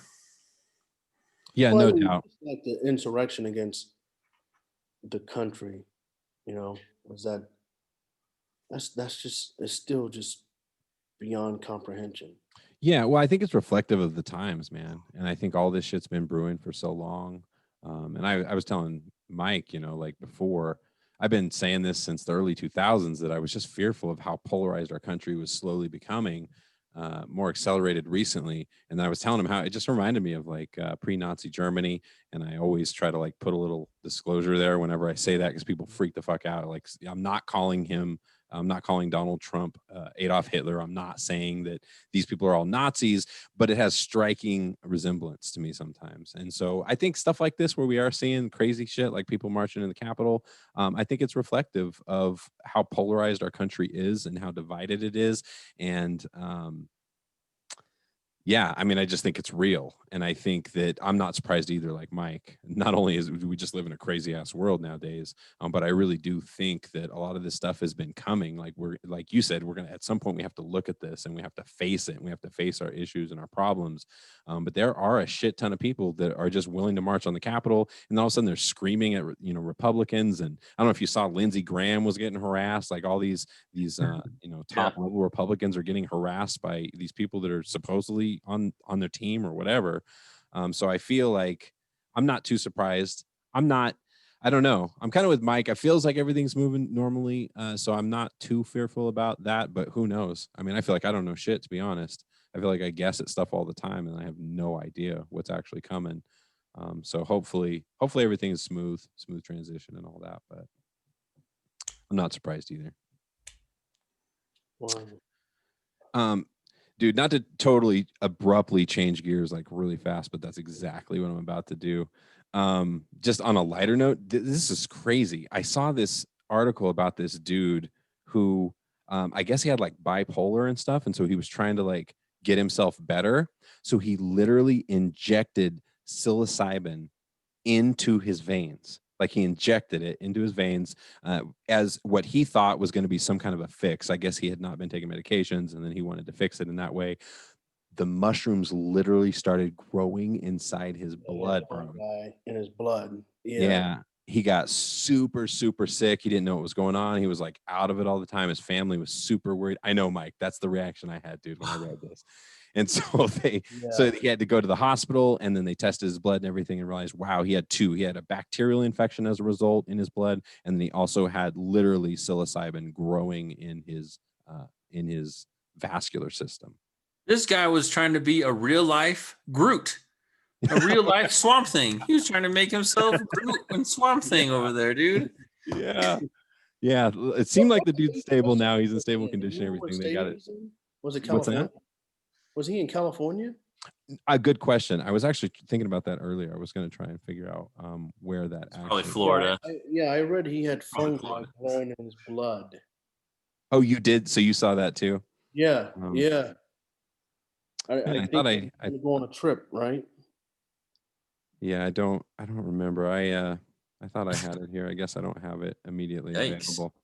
Maybe we can Google that or something and see where he was actually at. Yeah, that was wild, dude. I thought to myself, I have to bring that up on the podcast because it gives me the heebie-jeebies, dude. The idea of fucking fungus growing in your blood, like, ugh. And he injected them as a tea. Yes, exactly. He boiled it, right? He boiled it, made it into a tea, and then injected it into his blood. He filtered it too. He filtered it through like a Brita filter or something. No, even worse. It was like a cloth, like some kind of cloth filter, like cheesecloth or some shit.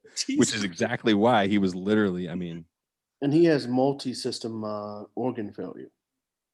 Yeah, is he stable now? Do you know? I don't know how recent that one you're looking at is. It seemed like they had him under control, I think. But 8 days, and when they said spent in past tense, 22 days in the hospital. Okay. With 8 of them being in ICU. But they didn't mention. I don't think they ever mentioned the state. They just say a man. Imagine if vampires were fucking real. And a vampire chose that dude one day, and that vampire was high as fuck.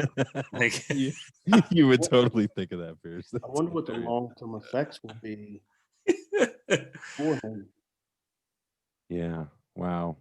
No, I thought that was crazy. I'm going to see if I can find out where this dude, what state he was in or city or something. Yeah, they don't mention the state, and they said he was 30. Oh, wait a minute. Of course. Is it Florida, dude? Florida man. Is it really? He may have been. Hold on. The man's family told the authors, who are from Creighton University School of Medicine in Phoenix. Yeah, I saw that in Arizona. Well, when was it in Phoenix? Yeah, you would think, because those guys it doesn't explicitly say that, I guess. Yeah, it doesn't actually. None of the articles give a location. None of them. That's kind of weird. That seems weird. It usually starts with that, like a Phoenix man, or none of them give a location. Huh. Yeah, that's kind of weird. Even on Vice, none of them give. How weird is that, right? That's like a part of every news article. They're always like, they start with like where it happened. Yeah, I think it was in Phoenix. They don't say specifically, but in a case report released this week, a team of doctors and medical students from Creighton University School of Medicine in Phoenix describe an incident in which a 30-year-old man with type 1 bipolar disorder stopped taking his medications and attempted to self-medicate. So yeah, I'm thinking this happened in Phoenix. Wow. Man, mental health in this country. I think that's part of what we're seeing too. Mental health needs to be addressed. That is almost becoming, I don't think it'll ever outweigh racism, but that in conjunction with racism, there's a recipe for disaster. I think a lot of those people that we saw this past week, mental health, I'm sure they're probably all going to have some issues with mental health. 100%. I think it's a valid point. Mental health needs to be on everyone's radar. in this country, because there are a lot of mentally ill people, and they look at it from the aspect of being physically sick. These people are mentally sick, and it's not being addressed at all. Yep, I think that's been going on for a long time. We've talked about that in past long past episodes of the show, talking about like school shootings and all that kind of stuff. There's a lot of mental illness in our country, and it's not even just that it goes unaddressed. I think it's almost like sometimes we just approach it in the wrong way. Like everybody's on meds, you know what I mean? Like it's always like there's some pharmaceutical company just chomping at the bit, ready to quote unquote solve these problems, and I just think they don't really solve the problems at all. Found it. He's Nebraska. Oh, Nebraska. Yeah. Yeah, I could see trying to take a psilocybin trip. Huh. I grew up in Nebraska. Wow, Yeah. that's interesting. On another good note, Dr. Dre is home. That's good. Yeah, I saw that. Yeah. Yeah, What's going on with Dr. Dre? I'm out of touch. What Yeah, happened? an aneurysm, man. Are you serious? I am serious. Are you Yeah. serious too? Aneurysm like 2 weeks ago. Yeah. Oh man, I miss a lot of shit. By the way, I try to read as much news as I can, but I'm very out of touch with a lot of things. I had no idea, dude. That sucks. He's all right though, or They said he's home under 24-hour care. He's on the mend. Yeah, he's on the mend. okay. So Yeah. That's interesting. He's a pretty robust dude. He takes really good care of himself. I do know that. Yeah, so he was released from the hospital. Okay. Yeah, he was Yeah. not you. What a bummer. There's also one other thing. I don't know if you guys know Carl Anthony Towns. He's a basketball player for the Minnesota Timberwolves. his whole family died of COVID, man. Yeah, he just he just tested positive for it, Shit. and he just lost his mom and 6 other family members Yep. this Oh year, my well, God. 2020, from COVID. So I could only imagine his fear right now. But he has tested positive today for COVID. Damn. Yeah, crazy, absolutely insane. On a really, really good note, the NRA is now financially bankrupt. Yeah, but they're gonna reincorporate, so that doesn't mean Are anything. they? Yeah. Oh, they're gonna take the Trump way, do it the Trump way, huh? Yep. Yeah. Hey Pierce, we've been at this a long time, buddy. It's about dude. 2 hours and 6 minutes right now. We went deep on this one. Yeah, man. It's always fun having you on, Tyson. Thanks for being here, brother. I appreciate him, and let JoJo know, Mike. Let her know when you want to have her on. She teaches me about this stuff. Yeah, for sure. All of this is definitely a hot subject now, but she teaches me about this COVID vaccine, because I was afraid of. I said I want the second or third generation, and she really just kind of opened my eyes to the processes and things of that sort. All right. So she'll be a good person to have on. Yeah, we should reach out, Tony. Yeah, for sure. I'll touch base and we'll get that set up. I'm very curious. I'm very fascinated by vaccines, and I don't know a lot about how they work. So I'd be really, even just that little bit she shared was super interesting. Yep. Yeah, you know, she's like a type A personality, so she is like made for this stuff, because everything has to be in order. It's very meticulous, because you're talking about, well, I don't know about now, but hopefully to get back to the norm, but you have FDA approvals and things of that sort. And it's just kind of crazy. So I've seen both ends of it. I've seen a vaccine work, and I've seen a vaccine fail through her. And it's really kind of interesting to see that not every vaccination, that not every therapy or what have you, immunization is successful. Yeah. And I've seen it firsthand. So you only hear about the ones that make it, but there are 10 to 15 that get rejected or show no results. And you can literally see a company turn its lights off in less than 24 hours because it was found to be unsuccessful. You know, any type of vaccine is crazy, or a drug. for that matter. Yeah. We'll have to get her on. I'd love to get some more guests on too, Pierce. We'll get some people on, maybe some old guests. I saw that Dom Impey was there for a little while, kind of hanging in there with the podcast. He just recently published some poetry, bro. So yeah, we definitely got to get him on. He'd be fun to have back on. You know, I heard my wife talking to Couch Guy today. So I was thinking about him. I didn't get a chance. They were talking about growing it, so I didn't say anything yet. But I'm going to reach out to him too, see if we can get him on. He always cracks me up because we can have a few people on. We could do a little bit. Yeah, for sure. Share his poetry. I'd like to see Dom's poetry. Oh yeah, dude, he's amazing. He's one of my favorite. I love people who are as creative as that dude is. Like his creativity is never ending. So yeah, and I remember we got together. We probably talked about this on the podcast, but me and him got together to write songs one time, and bro, we churned out like 15 fucking songs. Like it was unbelievable. The guy is like endless creativity. And I'm a pretty creative dude myself, so us getting together was a blast. By the way, if you are listening, Dom, I'd love to do that again sometime maybe in the summertime or on a Christmas trip or something. When you're all vaccinated. Yeah, when I'm all vaccinated. Well, man. Yeah. Well, Pierce, I think that's good. It's always good to catch up with you, my friend. Thank you a million, man. Yeah. I never really feel like I have anything to contribute, so it's good to make me feel like I have a word or two. No, dude, you contribute a lot. In fact, it's just really funny looking back on the old episodes, how much of this you actually saw coming. So it's always cool to talk to you. It was a secret Trump voter. You have to tell me which episode that was, Mike. The secret Trump voter. That's what I said. Yeah, that was when we were at Ramcad, so we'll have to figure that out. Yeah. Yeah, and Tony's like, "You really think there are that many of them?" Yep. Yeah. Yeah, we literally laughed. I think we laughed a few times, where we're just kind of like, okay. Well, initially I wanted him to go up against Hillary because I said that would be an easy win. But then I saw he was winning every single state, and as in the primary. So I'm like, how is this guy winning? But no one is claiming to vote for this guy. Yep. And I'm like, the secret Trump voter. Like, this guy he's reckless. And a lot of them are no longer secret, though, right? I mean, that's the whole thing. They kind of came out in droves. They're getting branded. Yep. Well, appreciate it, guys. Thank you a million. Absolutely. Thank you. Thank you. I don't know, Pierce. Let's wrap it up, buddy. I think we are good to go, man. Yeah. Cue that music. I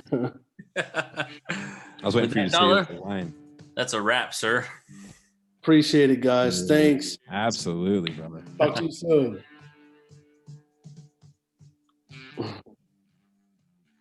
All right. Oh, he just left for real. Just he's like, peace out for real. I'm letting the music play a little bit. It's actually still recording just for on our video. Got a little music. Thanks to those of you who support the podcast by listening. We're getting back at it again. We're going to be putting these things out, churning them out regularly in 2021. So if you have a guest that you would like to hear, if you have a topic you want us to talk about or hit on, let us know. Hit us up at mikeandtonyshow@gmail.com. You can reach us through our website at themikeandtonyshow.com. Hit us up on Facebook, Instagram, and all that good stuff. Twitter, everything. mikeandtonyshow.com. You kids be good. Have a good one. All right. Peace.